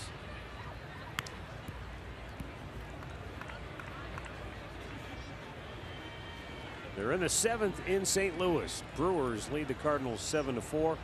Pirates still shutting out Chicago at Wrigley Field 5-0 in the 5th. Again, if those 2 scores hold, Brewers move to a half game out of first in the NL Central. And that sets up a potentially wild weekend. Yeah, I mean, anything can happen. There were 2 back in the loss column. Brewers had lost 2 more games, but obviously the Cubs must have Thursday off. Brewers must play. Here's the 1 and the 3-2. Low, ball 4. Mid-game recap brought to you by your local Toyota dealers.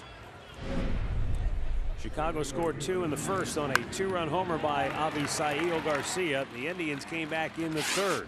Jose Ramirez got him on the board. And then Yonder Alonso drove in a pair to give the Tribe the lead. Yan Gomes added to the lead with a solo shot in the 4th. 4-2 Cleveland. 6th inning, Melky Cabrera is the batter.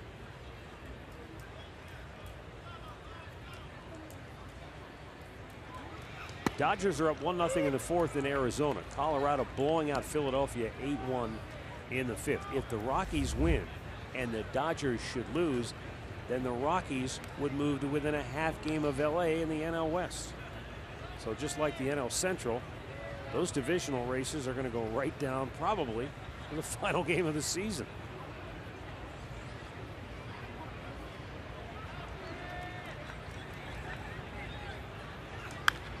Rockies trying to win their 5th in a row. The problem for them is LA is going for their 4th straight win. Yes.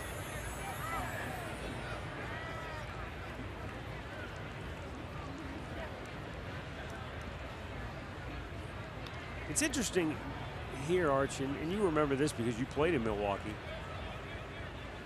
People sometimes forget how close Milwaukee and Chicago are in proximity. Yeah, so 90 miles. You get a lot of Brewers fans who are here among the Cubs faithful, and they don't get along real well. Well, and I'm sure when the Cubs go to Milwaukee and play. Base hit right field for Milkman. Alonso around second, heading to third, and he will go in standing.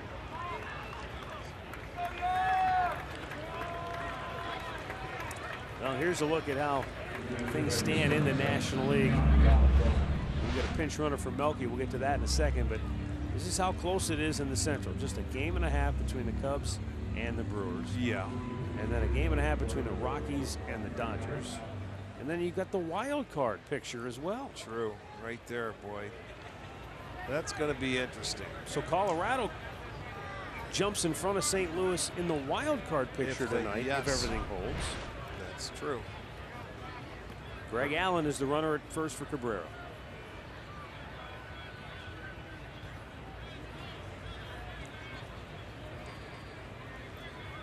Still no action in the Chicago bullpen, but that appears to. There's some rumble. Yeah, you got some guys moving around. I think somebody's going to start throwing. See some layers being shed, jackets being tossed aside.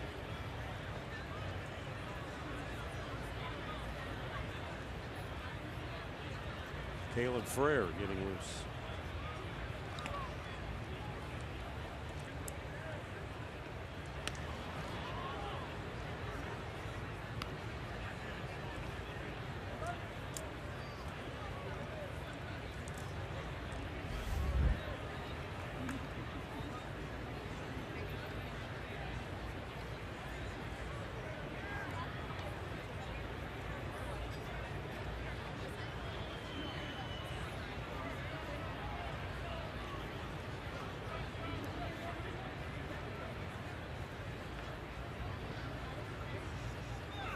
In tight.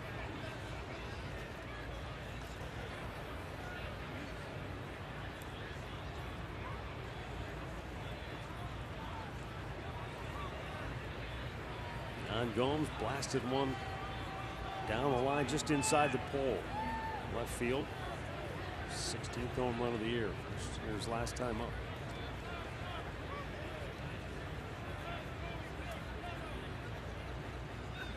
Smothered nicely by Narvaez.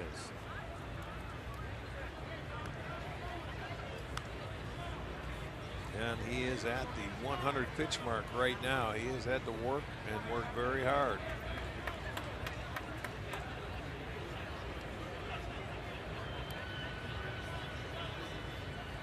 May throw over the first here, just to let him know he's paying attention to him.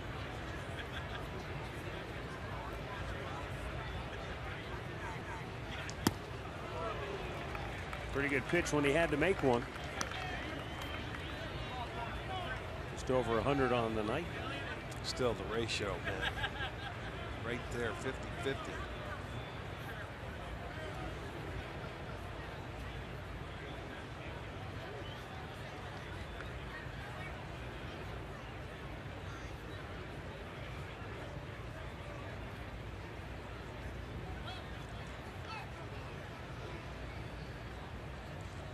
Runner goes. Greg Allen is off, and Gomes cracks one foul.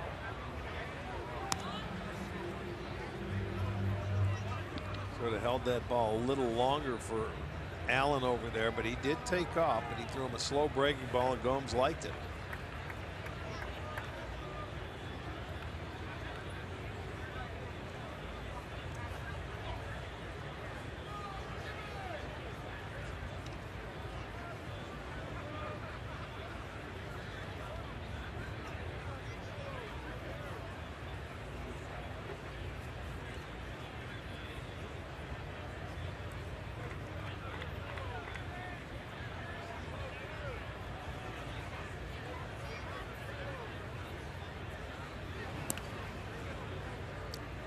Back with a dive.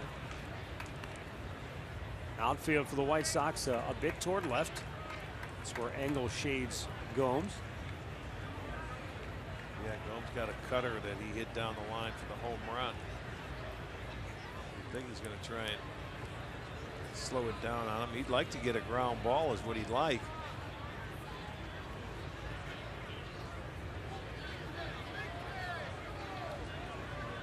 There goes Greg Allen. Pitches low and away. Throw down to second and a short hop.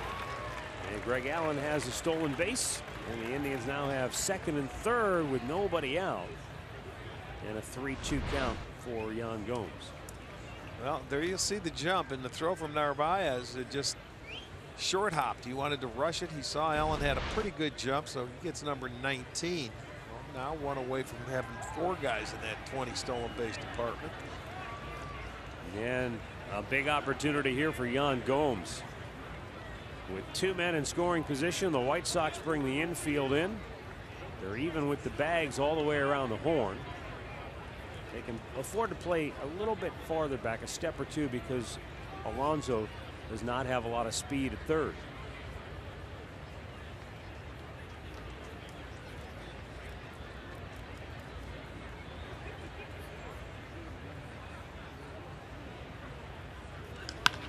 Right at the third baseman for out number 1. There's a bullet hit right at Sanchez.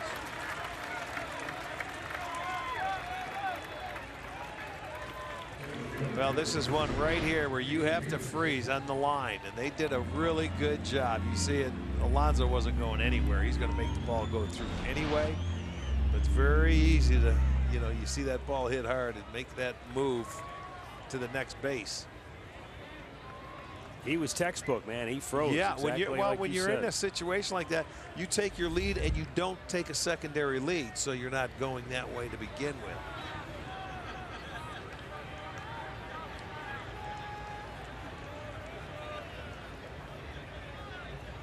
Now Jason Kipnis, again the infield in, but they've got 3 on the right side.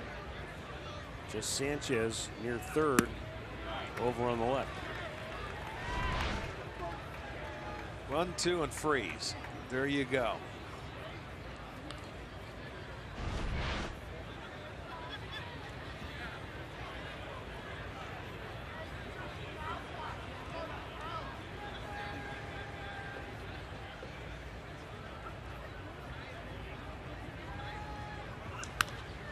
Sky high, shallow right, very shallow, and for Alonso, no chance to get home.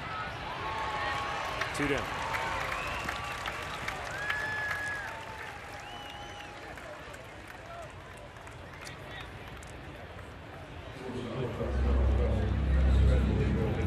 Well, that's going to leave it up to Francisco Lindor, who is 0 for 3, but he was truly robbed of a hit his last time up.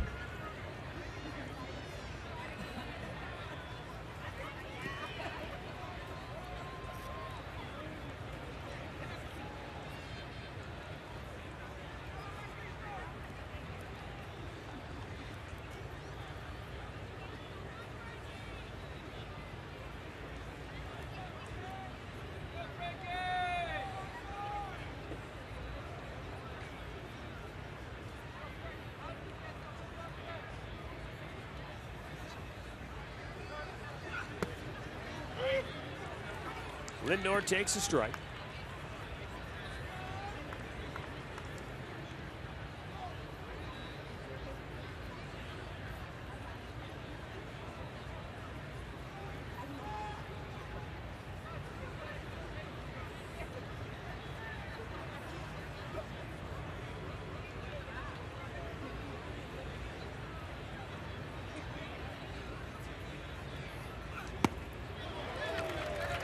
James Shields spinning some magic here. 3rd time through the order after the Indians were on the verge of knocking him out of the game. He gave up 1 hit. Yeah, made a little bit of an adjustment. Started really going to that different arm angle. Yes, he did. Showing him different, you know, going up top, throwing 3/4. Throwing a few more of those big, slow curveballs.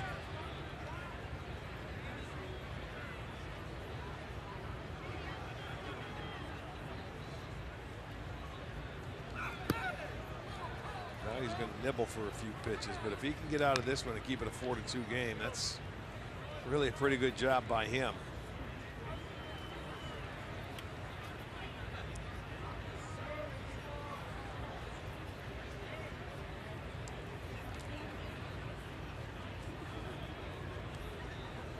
Francisco Lindor, 6th in the league in home runs, tied for 6th in doubles, 9th in stolen bases.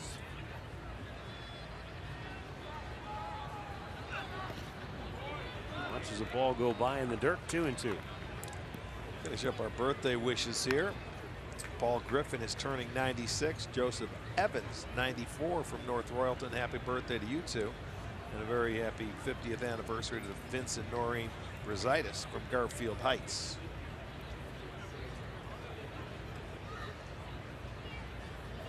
There's the situation. The runner at third base, Yonder Alonso. Greg Allen at second. They were there with nobody out. But then a line out by Gomes, a pop fly to shallow right by Kipnis. Now a 2-2 pitch coming up to Francisco Lindor.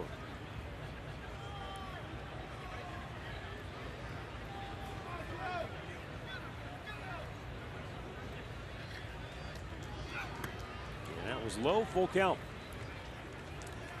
If Lindor reaches, Brandon Geyer is moved to the on-deck circle to bat for Michael Brantley. He knows first base is open over there, and you've got Geyer on deck, so Don't be surprised if you see an off-speed pitch, a change-up here, and he's not going to give in. If he walks at Lindor, then he has the right-hander Geyer. They have the left-hander warming up.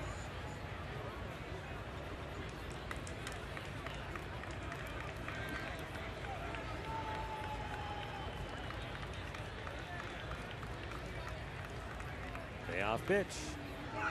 Slowed it down. Lindor couldn't help himself. So a 6 strikeout performance for James Shields. 4-2 Cleveland, middle of the 6th.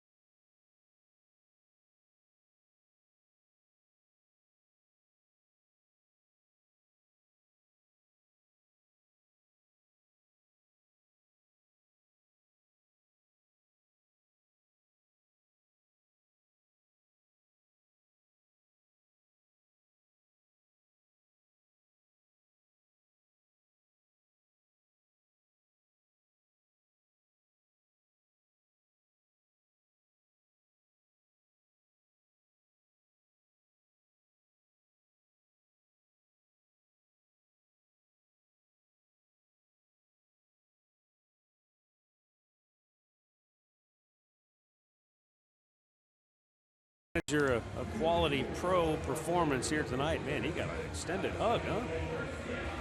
Well, he grinded his way through 6 innings again. 26th time he's done that, and it kept him in the ball game. It's 4-2. Greg Allen stays in the game. He goes to left field. Brandon Geyer is now in right field. And Carlos Carrasco stays in after working a scoreless 5th inning. One would assume that there's a good chance he'll finish this game out tonight for Cleveland. But we'll see how it plays. Garcia, the 2-run homer in the 1st. The only runs for the White Sox tonight. Fouled the other way. No play.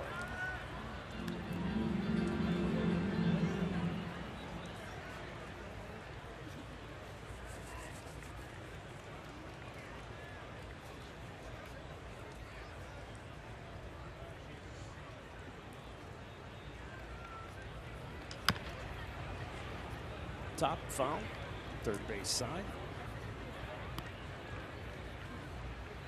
And a ball and 2 strikes. Garcia gave him a 2-run lead in that bottom half of the 1st inning. It didn't last long as the Indians came back and they were able to score 3 in the 3rd, 1 in the 4th.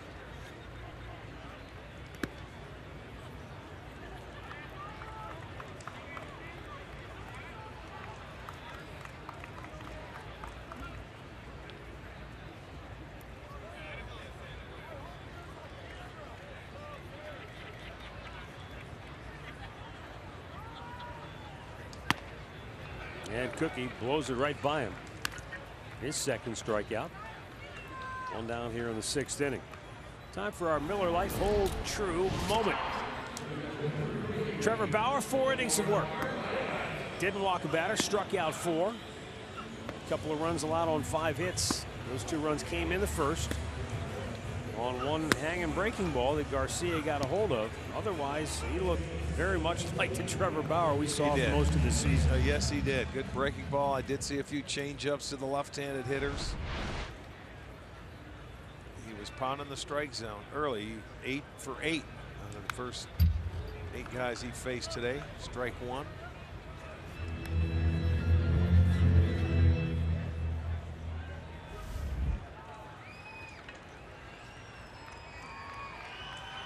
Omar Narvaez grew up in Venezuela. Originally signed with the Tampa Bay Rays a decade ago.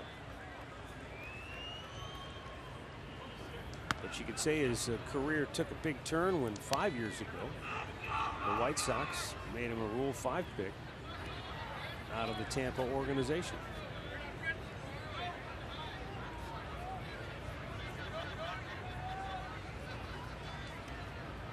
Swung on and missed.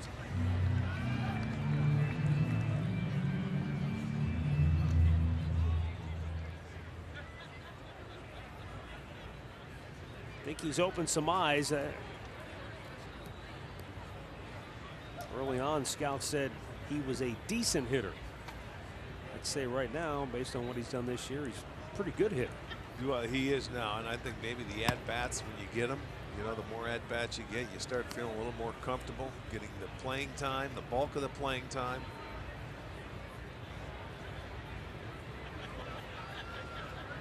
He's at a position where we know all too well that you better be able to call a good game and throw out runners if you're going to be behind the plate on a nightly basis. And that hitting is probably the last thing to come. I mean, his numbers are almost identical from a year ago average-wise. Hit 277 last year. Same number of games played, 90 last year, 92 this year, so the at-bats are roughly the same. But last year, 2 homers. This year, 9 homers. A little more pop, just a little more maturity coming around. Draws a walk.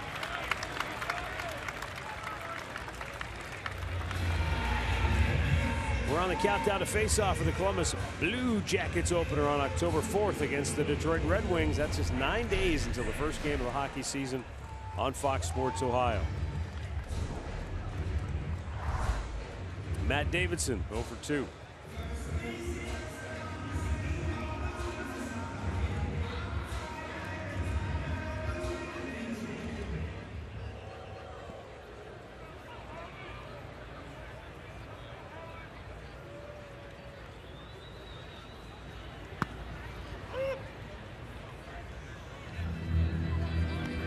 Davidson is a former first-round pick of the Arizona Diamondbacks 9 years ago.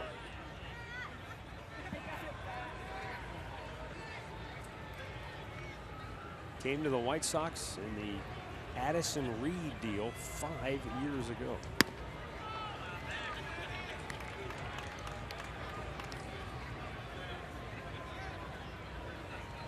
Well, he has pretty good power. He just doesn't have a true position. He can play a little bit of third. You see him at first base. But with Abreu over there, you're not going to get much playing time that way. And, you know, it's funny, and we've seen this happen years ago with the Indians, where you get a quote-unquote young player, and before you know it, you're looking around, this guy's 27. Yeah. So he's not really a young player. Oh, that kicked off of Donaldson. That's the one thing about Davidson. He can hit the ball hard when he makes contact. And that one kind of ate up Donaldson at the hot corner. Yeah, that had some top spin. Gave him an error on that. Yeah, well, I mean, it's a play that he's caught in between. You know, once he started to retreat, that's one thing that you're going to do. That's his second error tonight, and I mean, it's the that third. ball, I'm not trying to make excuses for Donaldson, but that ball was on top of him in a hurry. Well, it had that top spin, and you know that's a tweener hop for the third baseman. You either come in and try and make that play on the short hop, but boy, when you go back, it's awfully tough, and that he had no chance once the spin got him.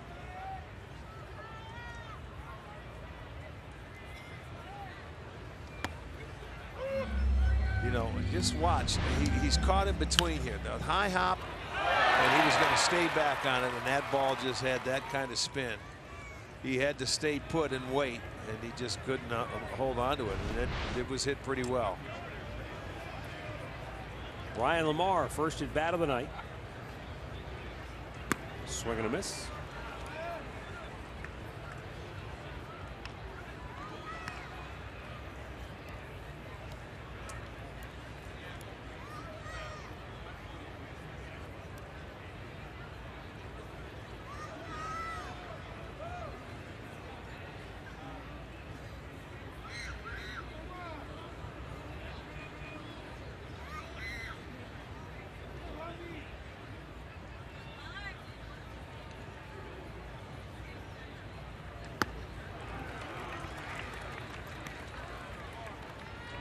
So Ryan Lamar is a strikeout victim. That's 3 Ks now for Carrasco and 2 down here in the inning.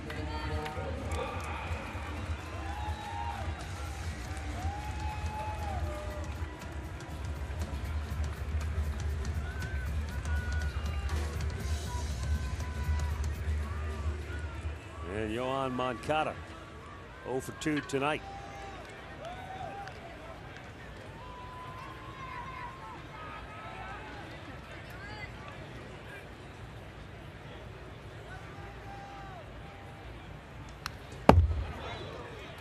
Moncada just turned 24 this past May.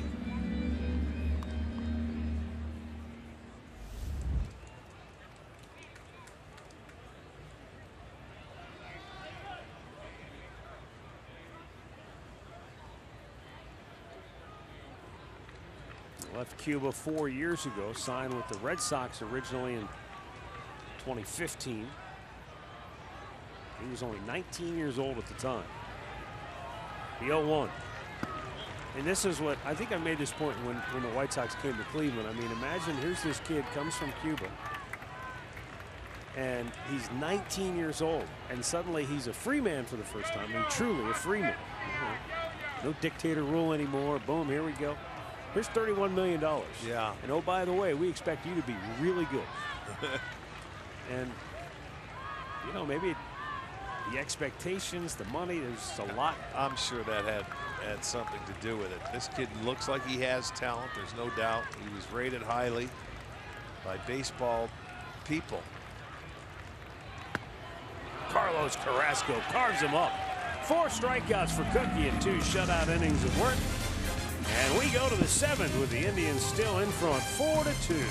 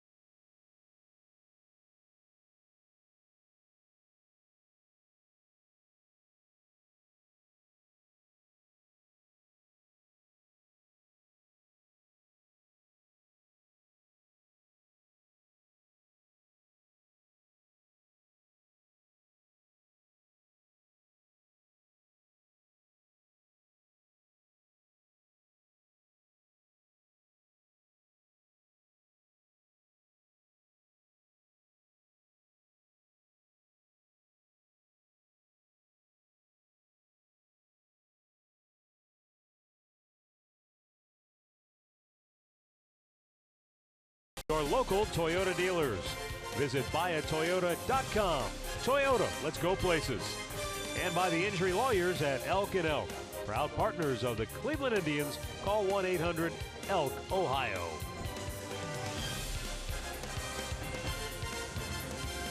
Seventh inning in Chicago, 4-2 Cleveland. Indians got 3 in the third, 1 more in the fourth. James Shields went 6 innings tonight, walked 4, gave up 6 hits, struck out a half dozen. But he kept Chicago at least in the fight. Yes, and he did. Now Juan Minaya will be the first man out of the bullpen. He's been a terrific reliever for the White Sox this year.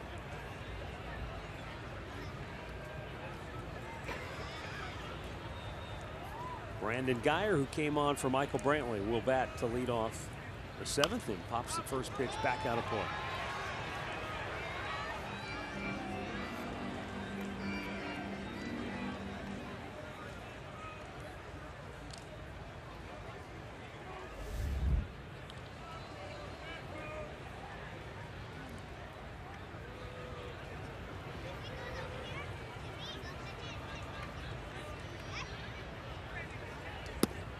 Down low.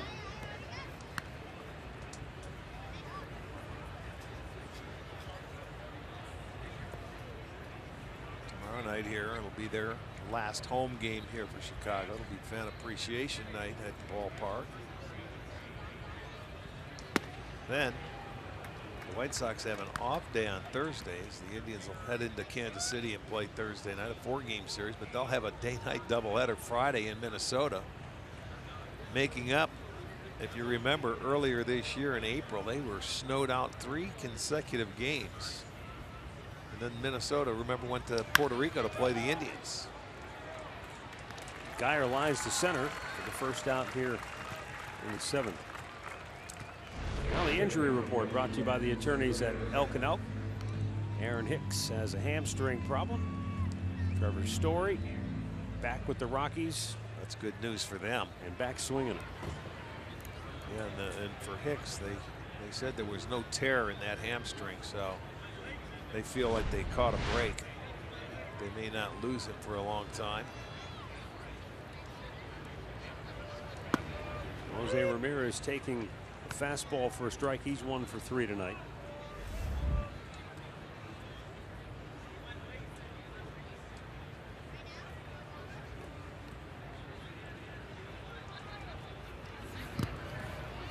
You know, Brandon Geyer, who just flied out to start the inning.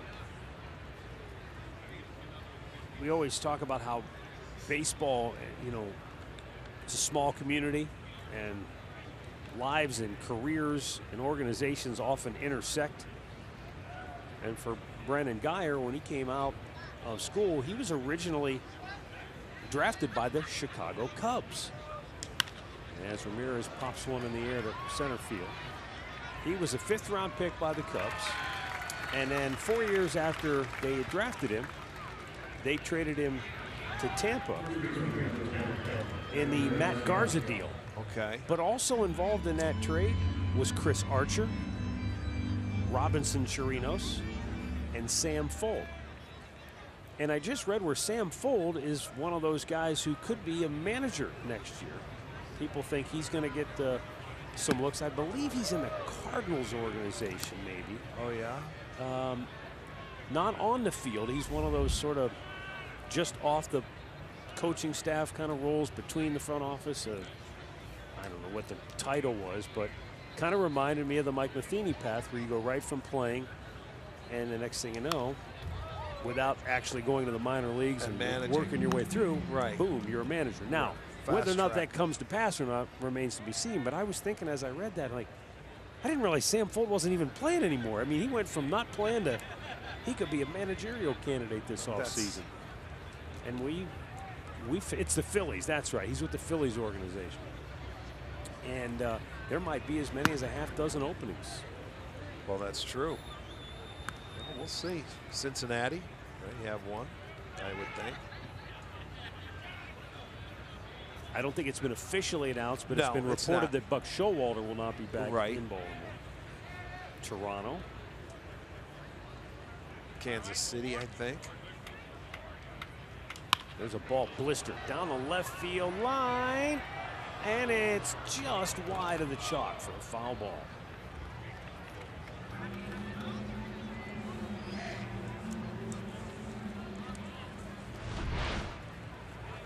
Take another look and just foul. Yeah.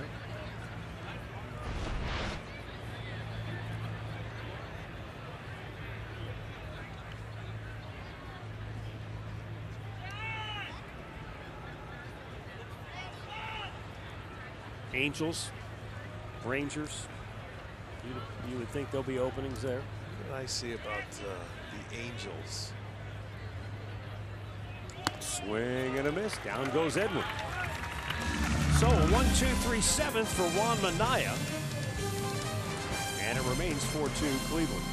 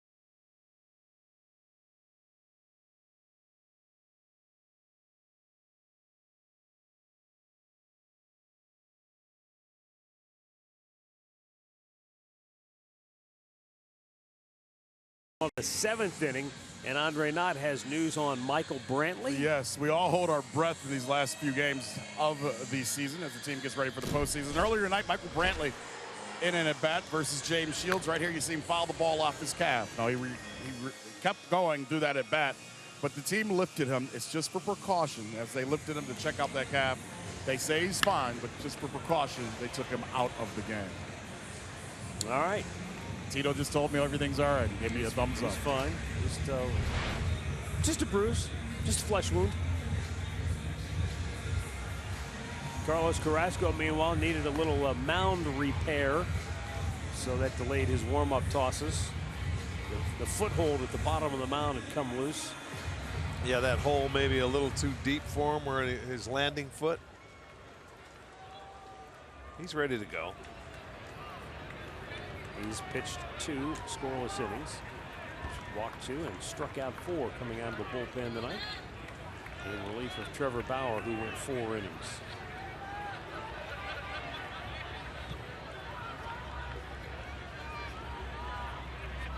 Eighth inning in St. Louis. Brewers lead the Cardinals 9-4. Ouch. And the Pirates continue to pace the Cubs 6-0. They're in the 7th over at Wrigley. Rockies, they're doing a number on Philly. They lead 8-3. They're in the 7th. And the Dodgers continue to lead Arizona 1-0 in the 6th inning in the desert. Those 4 games all very important in their respective divisional races in the National League. Carlos Carrasco with a 1-ball, 1-strike count, and Adam Engel turned out of the way.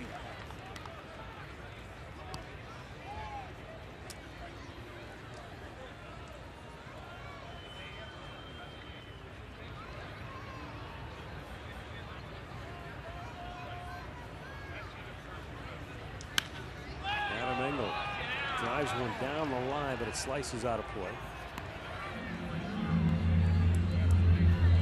Engel out of Loveland High School down near Cincinnati, Ohio. Went to the University of Louisville on a baseball scholarship. The White Sox Drafted him 5 years ago.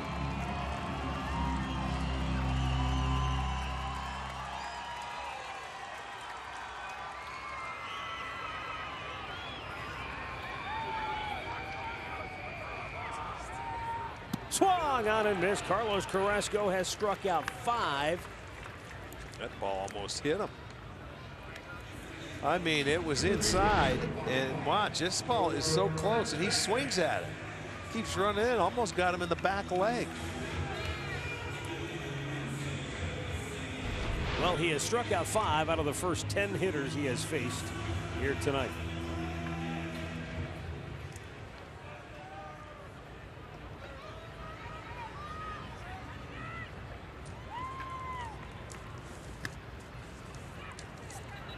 Yeah, the Indians this year, they have 17 shutouts, that 17th coming last night. And 9 have come against the AL Central, 3 against the Chicago White Sox. And in 70 games against the AL Central, the pitchers own a 280 earned run average. How about that? Allowed 3 or fewer runs in 45 interdivisional games this year. So they have really just dominated with the pitching against this division. That's enough to think the White Sox might petition the league. Can we move divisions? Yeah. But, you know, and they do the same thing with the Tigers, you know, and you wonder why they're so good in their division, because these guys just go out there and they pretty much breeze. Well, we talked about it just an inning or so ago when Andre brought it up. Scherzer and Verlander and the rotation that the Tigers had at one time. They did this to a lot of the teams in the AL Central. Did. And then going back even farther, Sanchez was there, and he was a good pitcher then too. Go back farther to when the White Sox won it all, when they had Burley and they had the big Jose Contreras, and they had a dominant starting rotation in 05 when they won the whole thing. Oh yes, yeah, they sure did. Freddie Garcia. Yeah, 3-2 pitch. Right on the ground to the shortstop Lindor, and there are 2 gone.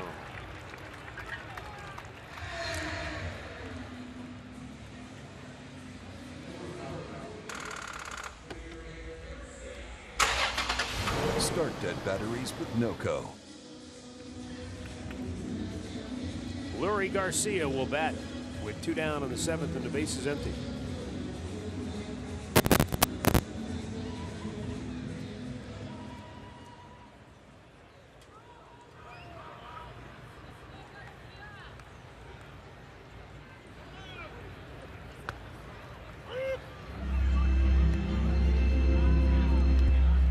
One night after Dog Day here at Chicago, the attendance tonight 17,040. Tomorrow will be Fan Appreciation Night. That is correct. White Sox will finish the year on the road in Minnesota. Indians move on to Kansas City, where they'll play the Final 4 against the Royals starting Thursday night. Out of play, left side. 1-2 to count.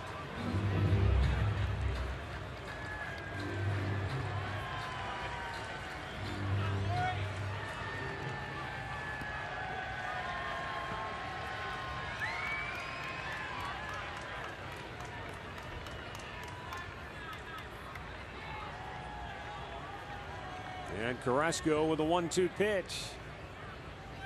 Hey, struck him out to end the inning. Boy, he's dealing. A half dozen Ks already for Carrasco.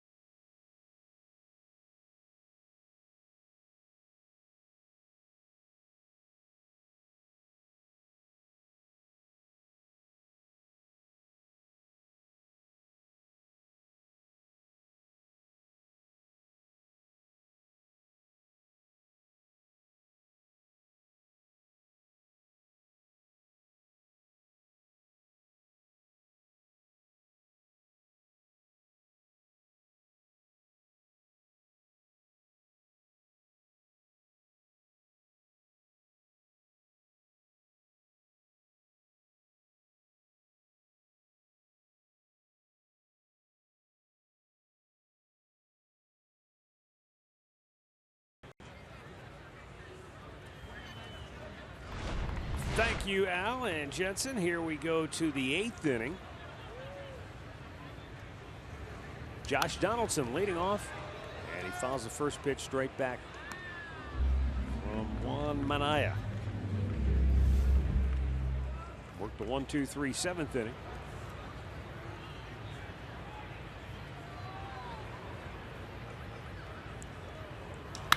And he drives one to deep right field. Garcia on the run, won't get it, and it's off the wall. It skips past him. And Josh will go into second base with a leadoff double. Well, he stayed on that ball nicely. Yeah, he sure did. That extension he had, and he let that ball track deep down into the plate area, and then you're going to see him just come and get on top of that ball and hits a nice line drive. This ball hits the wall in the air, ricochets past Garcia. So Donaldson will get the double. Hey, out of the way, pal. That's going to be it for Juan Manaya. Got a timeout for a pitching change in the 8th with the Indians up 4-2.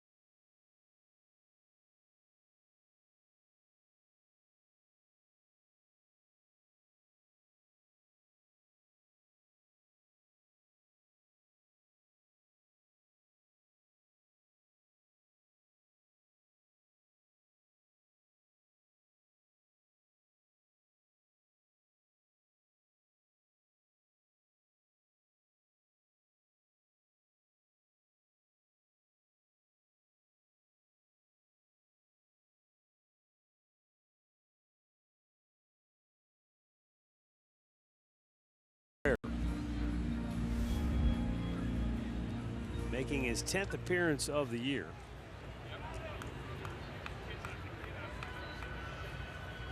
He's on to face Yonder Alonso.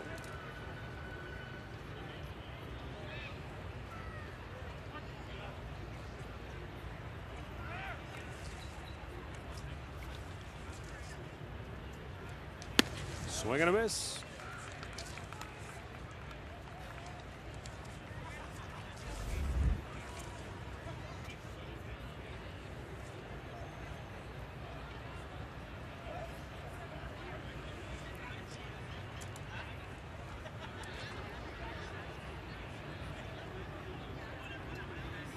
Alonso off the plate, chased one there.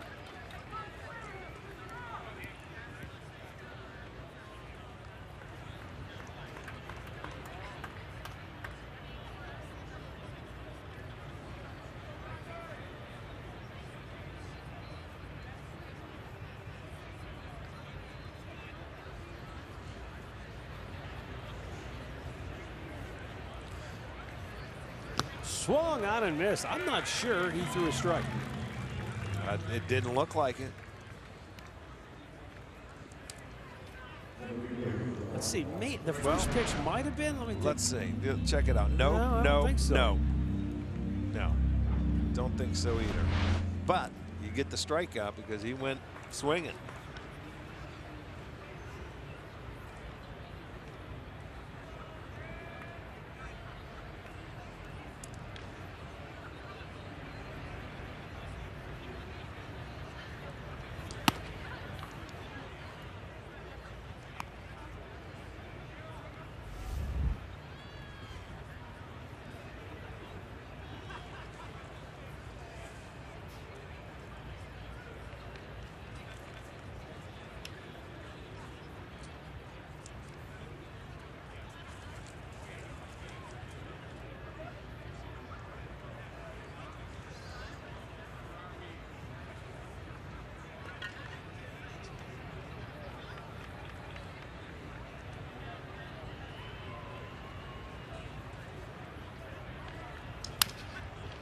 broken bat, bloop foul, and drops out of play.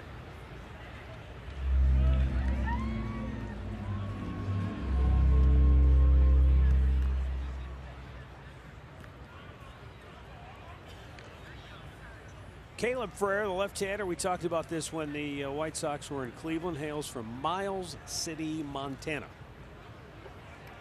Did you say someone called you or told you they played in a tournament out there when we were walking out that night? Yeah, and I can't remember who the heck it was now. He lives out in Arizona now. Oh, yeah. Greg Pelka. Yes. Yeah, he coached. He coached a baseball tournament in that town. The 1-1 upstairs. It's one of those old towns, though, that has old military ties. After the Battle of Little Bighorn, they set up forts in that area, and one of the commanders of the fort was General Nelson Miles. And eventually, that fort became a town, and it was named for him. Hit him. So Greg Allen is aboard after being hit by the pitch, and the Indians now have 2 on with 1 out. It's going to bring up Yan Gomes. Oh yeah, got him off the arm, the forearm. He'll look down at it, but turned the right way, and it deflected right into the glove of Narvaez. So Gomer with a chance now with 2 on. Had some guys on last time in the first and third, and their second and third hit a bullet right at the third baseman and made an out, but hit it right on the button.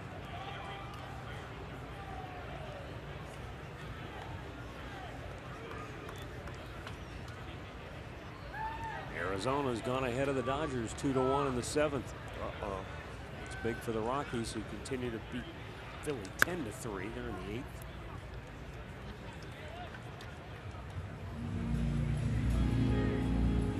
And we'll get a meeting at the mound here in the 8th inning.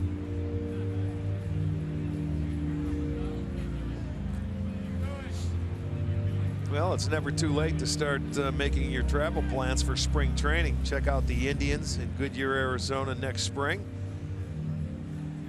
You can take part in unique experiences as players meet and greet and on the field workout. Just go to Indians.com, or you can call 623-882-3130.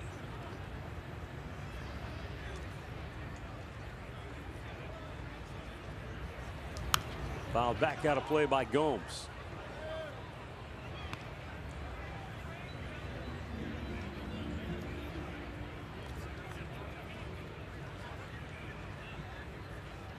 Indians looking to add to their lead, 4-2. They scored all 4 runs in the span of 7 hitters. It started with 2 outs in the 3rd inning when Michael Brantley doubled. Jose Ramirez singled him home. Then Edwin Encarnacion singled. Josh Donaldson walked, and Yonder Alonso had a 2-out, 2-run single. Melky Cabrera grounded out to end the inning, and then Yan Gomes led off the 4th with a solo homer. And now he hits a soft liner. They'll get 1 and 2. Double play ends the inning. Go to the bottom of the 8th, 4-2 Cleveland.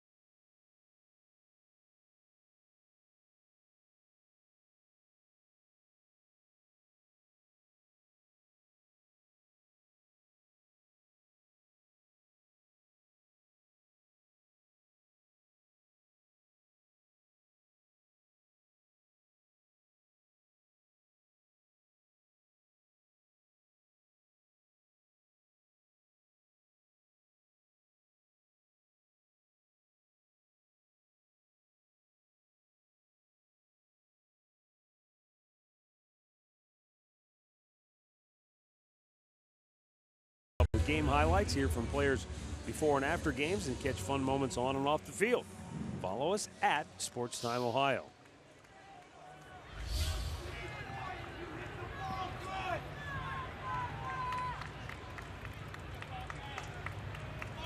We go to the bottom of the 8th. Daniel Palka leading off, pops one foul over toward first. Daryl Boston booted it. Well, he's going to hear from that. Well, remember he was in Cleveland and he made a play down there at and first they said, base. Finally. Yeah, they were yelling at him, finally. Exactly. They were all yelling at him. And now they're killing him. You know, he's saying it got in the lights. Look at that's an outfielder right there. He's telling you it got in the lights. That's beautiful. You get out of the way of those things.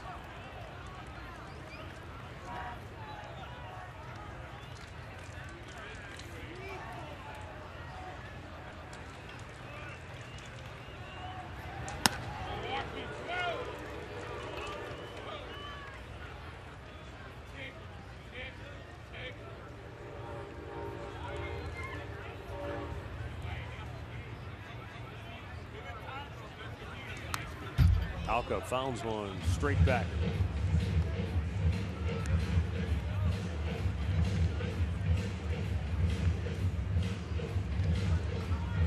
Now Carlos Carrasco, for the 3rd year in a row, is the Indians nominee for the Roberto Clemente Award, very prestigious award. 2-2 off. Swung out and missed, and that's 7 strikeouts now for Carrasco, and he just came on in the 5th inning. Yes, he did, and he's been in command and in control. You can see there the fastball there, another high riding fastball to go with his good slider. And that just took off, but he has nasty swing and miss stuff tonight. 3 years ago, Cookie and his wife started 2 charitable foundations. One here in the United States, and the aim of that charitable foundation was to focus on early childhood education and programs in schools and things of that nature.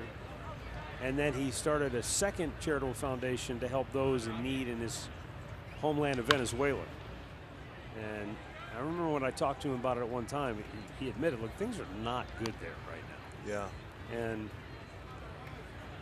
he's done a lot of work, and he's done a lot of good to try and get medical supplies, for example, and clothing and baseball gloves and whatever it is he can do to help kids and people in his native Venezuela. I mean, he's raised hundreds and thousands of dollars worth of supplies as Garcia goes down hacking. And this is just fruitless right now, the way the White Sox are going after Carrasco. They have no chance. He has struck out 6 of the last 7 batters. Yeah, he's on some kind of roll. I mean, yeah, we're biased. We've gotten to know him. I hope he wins that award because it's a great honor. He's not one of these guys who just has a foundation and shows up and shakes a few hands and signs a few autographs and rides off into the sunset. Yeah. He's out there, you know, he's on the ground level. He's helping out, doing what he can. And, you know, you've got to have some pretty good people in place over there if they're going to run your foundation and get it to work properly. So he's got to have some good people around him as well. And I think in the offseason, you know, he's there. He's involved, so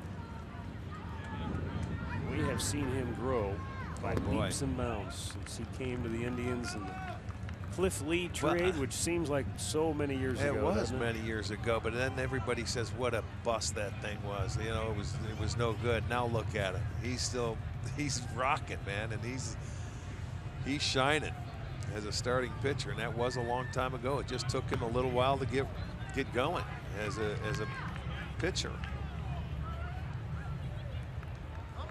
Was sent to that bullpen, and that's when it all started. After he was sent to that bullpen, when you thought it was going to be the last ditch effort, and boy did he come out swinging and shining and looking good. Tell you what, Omar Narvaez, not only is he swinging a hot bat, he's got a good arm eye. He's not chasing. He's locked in pretty good at the plate. That's twice that Carrasco has walked him. He's been on 3 out of the 4 times. He had a base hit back in the 4th inning, leading off that inning. The last hit given up by Bauer. Guys, I just want to add one thing about the Roberto Clemente Award for Carrasco. Whether he wins it this year or not, Matt, I've talked to him already. He already has something set up in December that he's going to do in the Dominican Republic. So it's just not Venezuela. It's just not Cleveland. He's constantly expanding, huh? Yes, and so whether he wins that award and it's deserved, he already has plans to help the Dominican Republican kids out in December, and he will continue doing this the rest of his career. Well, yeah, he's not. He didn't set up these charities just to win that award, but he's certainly, look, he's deserving. Whether he wins it or not, who knows? But and that's announced at the World Series, and that's truly is an honor to win that award. It's a very special one. Swung on and missed. Davidson can't catch the high heat. It's 0-2. And he's had some strikeouts on that good fastball. A lot of times you see him always coming on the slider. Not tonight, boy. He's throwing that fastball by a lot of hitters.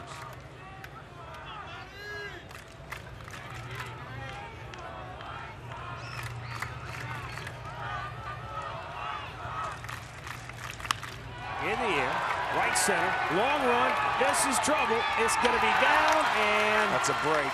It's going to be a ground rule double, so the runner has to stop at third. That is a break. That's a big break for the Tribe right there. This is still now just a 2-run game. This ball bounces up into the seats.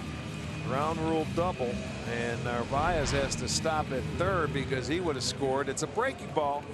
After he threw the fastball by him, went breaking ball away, and Davidson drives it to right center field. You see it bounce into the seats. That's his 23rd double, and that's the tying run in this ball game at second base. Jose Rondon on to run for him. And so second and third, 2 down for Ryan Lamar.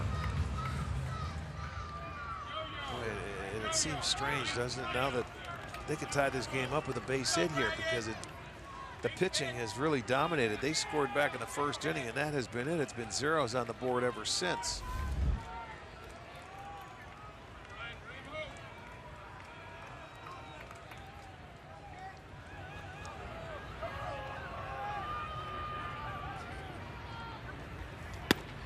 And Ryan Lamar takes a strike.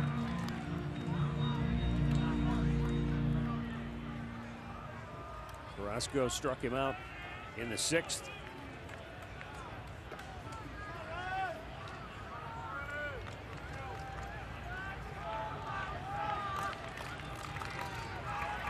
And the 0-1 is swung on and missed. Just overpowered him. 94, outside corner.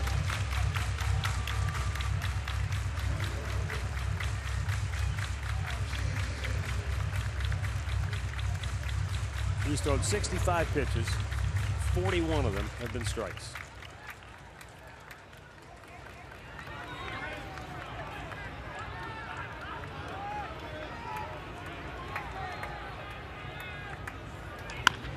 Pulls it foul.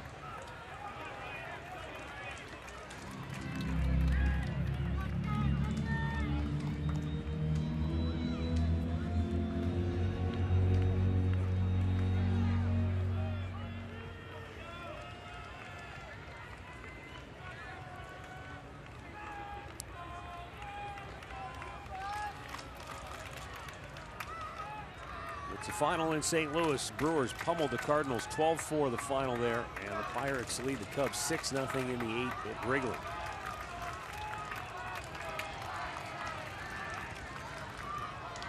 Ground ball right at Ramirez. Throws him out, inning over. 8 strikeouts and 4 shutout innings of relief work for Carlos Carrasco. 4-2 Cleveland.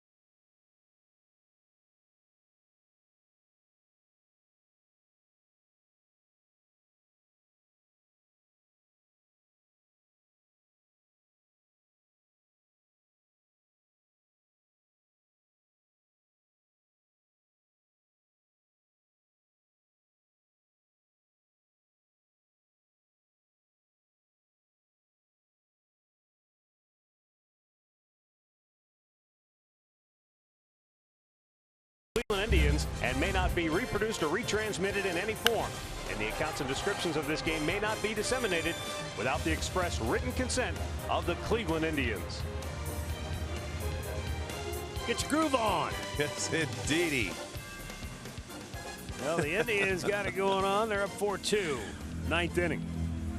Last chance to add to the lead. Tell Jason Murph to get Kipnis is back going to in the lead it truck. off. Jose Rondon stays on at first. Caleb Manfred stays on to pitch. Double play got him out of the 8th. They have a right-hander up in the bullpen. Kipnis, Lindor, Geyer due up for the Tribe here in the 9th.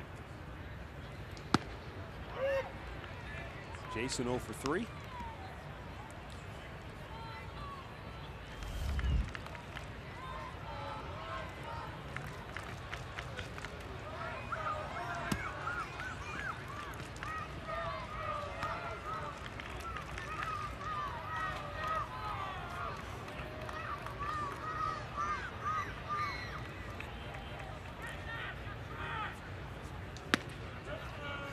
Swing and a miss.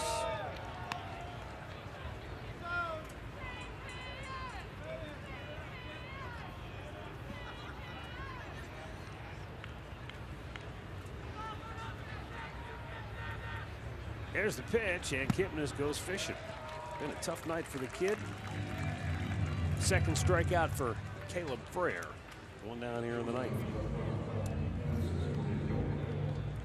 Top of the order, Lindor 0 for 4.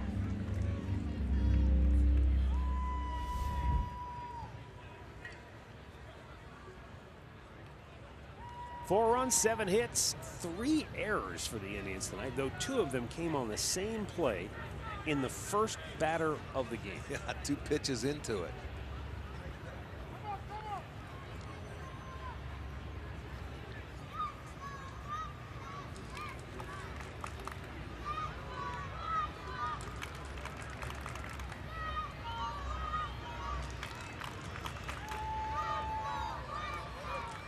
Up and away, ball 1. The Indians are trying to equal their high water mark of the year. A win would put them 21 games over 500.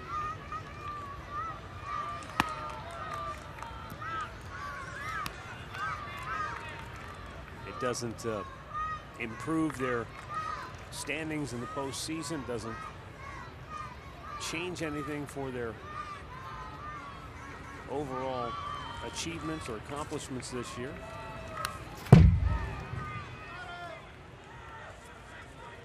They are locked in to a divisional series matchup with the defending world champions.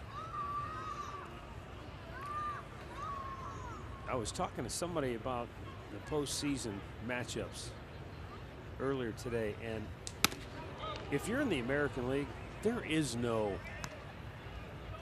ideal perfect scenario. Oh, no. I mean, if you get Boston, okay, they just set a franchise record for wins. You get the Astros, they're the defending world champs. You get the Indians, they've got 4 pitchers that have done something no 4 starting pitchers have ever done in the history of baseball.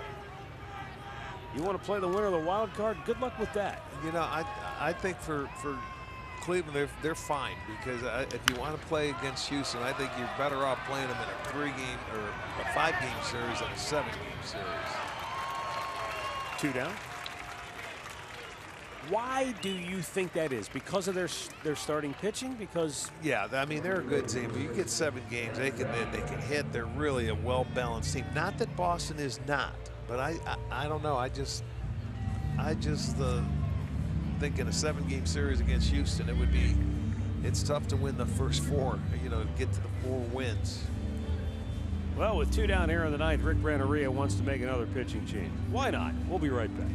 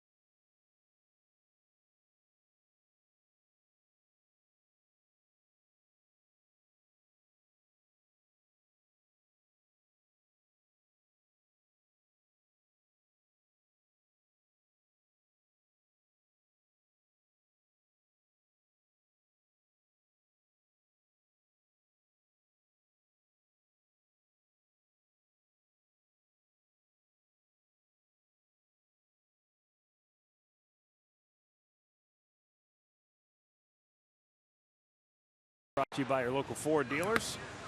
Trevor Bauer working his way back to October shape, and good showing I think tonight. He took a big step forward tonight. Yes, he did. Very good showing. And the White Sox hitters have set an all-time franchise record in strikeouts this year, and the Indians have just gone through them like a hot knife through butter.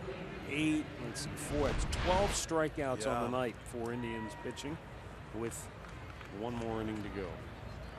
2 down, top of the ninth. Brandon Guyer, the batter. The new pitcher is Ian Hamilton.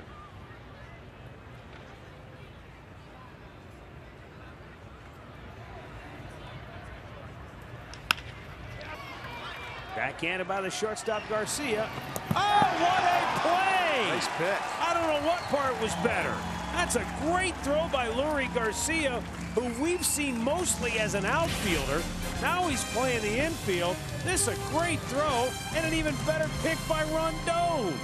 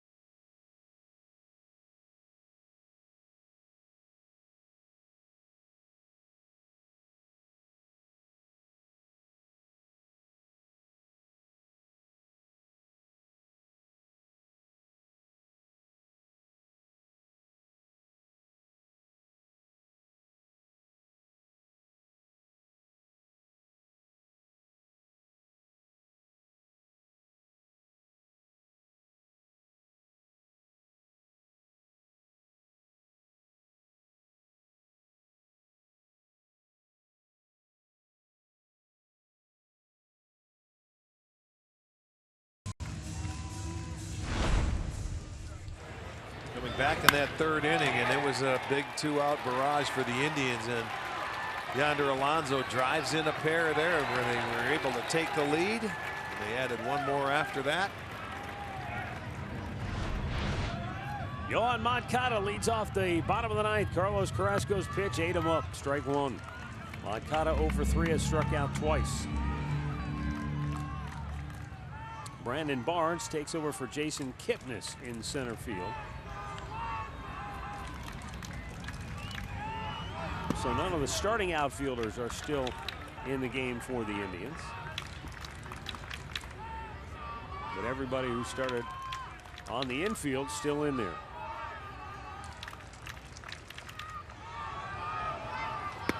Trevor Bauer started as scheduled, went 4 innings, 60 to 65 pitches they figured he'd give him the night. Finished up in the bullpen, and then Carlos Carrasco came on in the 5th and has been dynamite. Yes, he has. And he's in line to get his 17th win. Though he's fallen behind Moncada here, 3-1, and you don't want to bring the tying run to the plate here in the 9th. No, you got to be, you don't walk and make him hit his way on. He has walked 3. Moncada pulls it foul, and we've got a full count. There he goes. He's back at it again.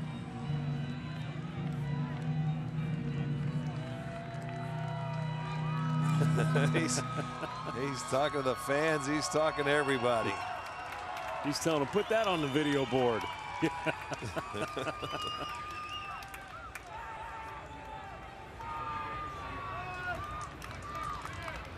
Here's the set on the payoff pitch. And it's just a bit inside, ball 4. So the leadoff man is on, and the tying run to the plate the rest of the inning. Adam Engel 0 for 3. will be the batter. Struck out his last time up in the 7th.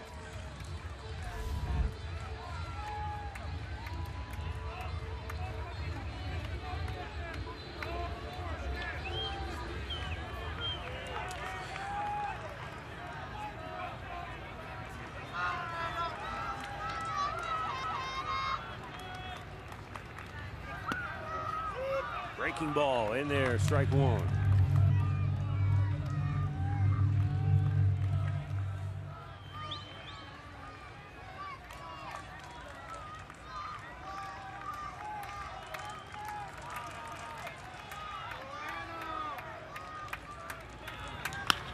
There's his 100th hit of the season. And on his way to third goes Moncada. Luckily, the trail runner Engel never took off. Otherwise, they'd have been a tying run in scoring position. No question, Matt. That is an ill-advised throw right there. When you have the tying run, he should have been running. He should have trailed it. As the moment he threw that ball to third base, he should have been off because he can run. He's got very good speed. That had no business. You see, Lindor was pointing to second base. And then he just had his head down. He wasn't paying attention. That's a break for the Indians right there. So it's first and third now and nobody out. And Yolmer Sanchez to the plate. He is 1 for 4 on the night. Nobody up in the bullpen. They want Carrasco to finish this thing out. He's only made 75 pitches. And it's a base hit. It's a one-run game. The tying run to second. The winning run is at first. 3 straight reaching to open the bottom of the 9th, and it all started with a leadoff walk. Sure did. This one goes right back up the middle. Looked like a changeup away. Sanchez stayed on. Carl Willis is going to take a stroll out, and it's a good thing he didn't move up on that throw to third base, because it could have been a tie game. So it is now a 1-run ball game. And still nobody out. Brad Hand getting up in the Indians bullpen. They'll have to work quickly. That's why they're stalling for a little bit of time.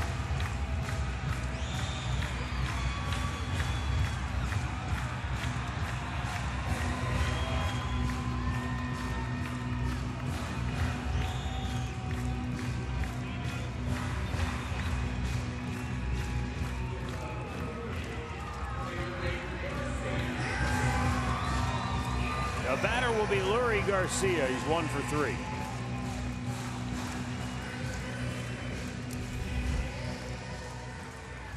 If I don't miss my bet, Hand will be ready to face Palka if needed. I would think so. They have pinch hit for him before.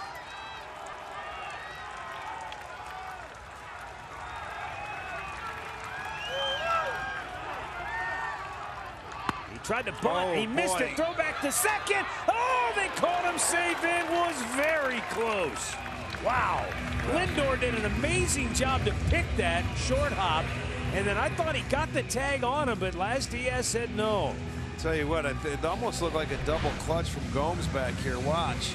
Because Lindor, it was a double clutch. If he threw, he wanted to make sure he wasn't running to third base when he let it go the first time, I think. Then he gets it back down in there, and by the time he tags him, it was down a little too low on the leg. Indians are going to challenge him. Well, they've got nothing to lose. 9th inning. Why not? Can't see anything from these angles. Well, you know what? It was low. You know, it was down there. Like Frankie said, it's worth a try. That's what you have to be careful for with a guy that bunts through the ball, that you're breaking off second base because you want to get a good jump. I think he's going to be safe. The first look, it appears that his hand gets to the bag before Lindor can find him. Yeah.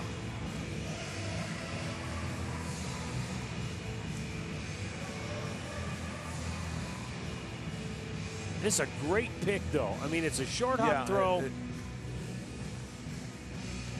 See, the ball beats him there, but by the time I think his hand gets in there, from that look there, I don't think there's enough to where you could overturn it. I just haven't seen anything convincing, at least to this point. Maybe there's another angle. That's true. Well, the infield is they've met. They've talked about the situation if he's going to continue to bunt, and you would certainly expect that here. And now with this, the hand has had more than enough time to get ready.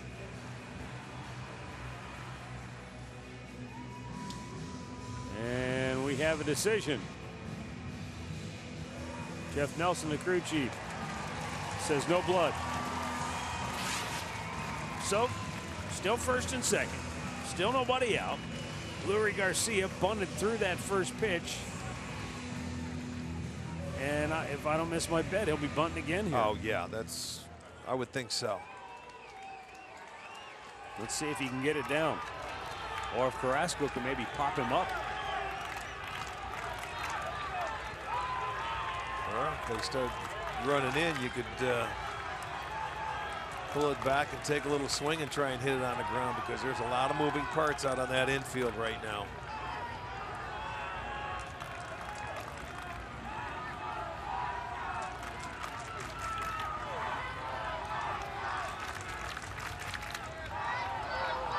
He's already squared. Gets it down. Nice bunt. Carrasco's only played first. And so the tying run is at third. The winning run is at second on the sacrifice. And now Tito has a decision to make. He talks it over with. Well, you figure you're going to get a pinch hitter if he goes to get hand. But he's going to stay with Cookie for now. Yes, he is. Unless you want to go walk him and then go to Garcia. If you just give him 4, is he going to go after him? No, he's gonna pitch to him. Halkett is 1 for 4. He has struck out twice. Both times he has struck out tonight facing Carrasco. And it's 0-1. And with that breaking ball too, you got to be careful with it in the dirt here. That man on third base.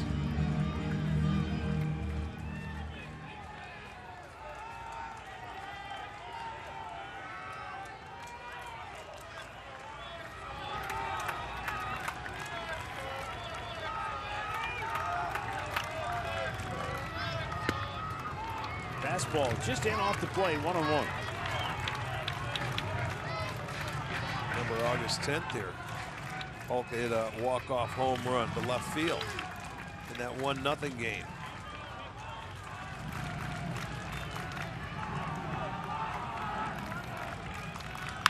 Base hit. This might win it. Tying run scores. Here comes the winning run. Throw to the plate. And the White Sox win it. How do you like them apples? 3 in the bottom of the 9th for Chicago. And they win it by a final of 5-4.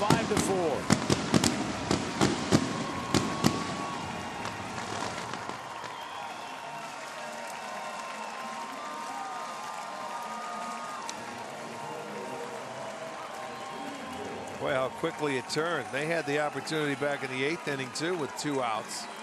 They had the 2-out walk and a double, and they couldn't get the base hit, but they come right back, and it was the leadoff walk that started this inning in the 9th.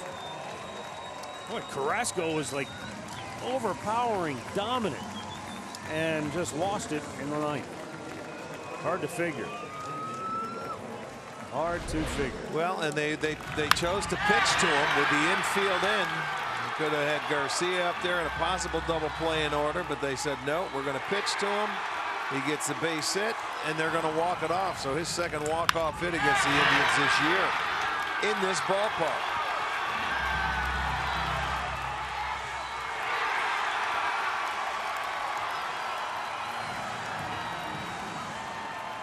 So a long night at the ballpark that began with a rain delay of almost an hour finally ends in very disappointing fashion after the Indians had taken the lead in the 3rd inning, and they held it until the bottom of the 9th. White Sox win it to even the series. The finale comes your way tomorrow night. Time now for Indians Live postgame. Good news, bad news. Good news, Trevor Bauer, step in the right direction. Bad news was the way it ended, but Carlos Carrasco, right up until that ninth, looked very good tonight as well. So I don't know, guys. You're in that situation. These games don't matter for the Indians. It's all about getting everybody ready for October. So in the grand scheme of things, what does the end result mean? I think it's how they got here that probably is what we're going to focus on mostly.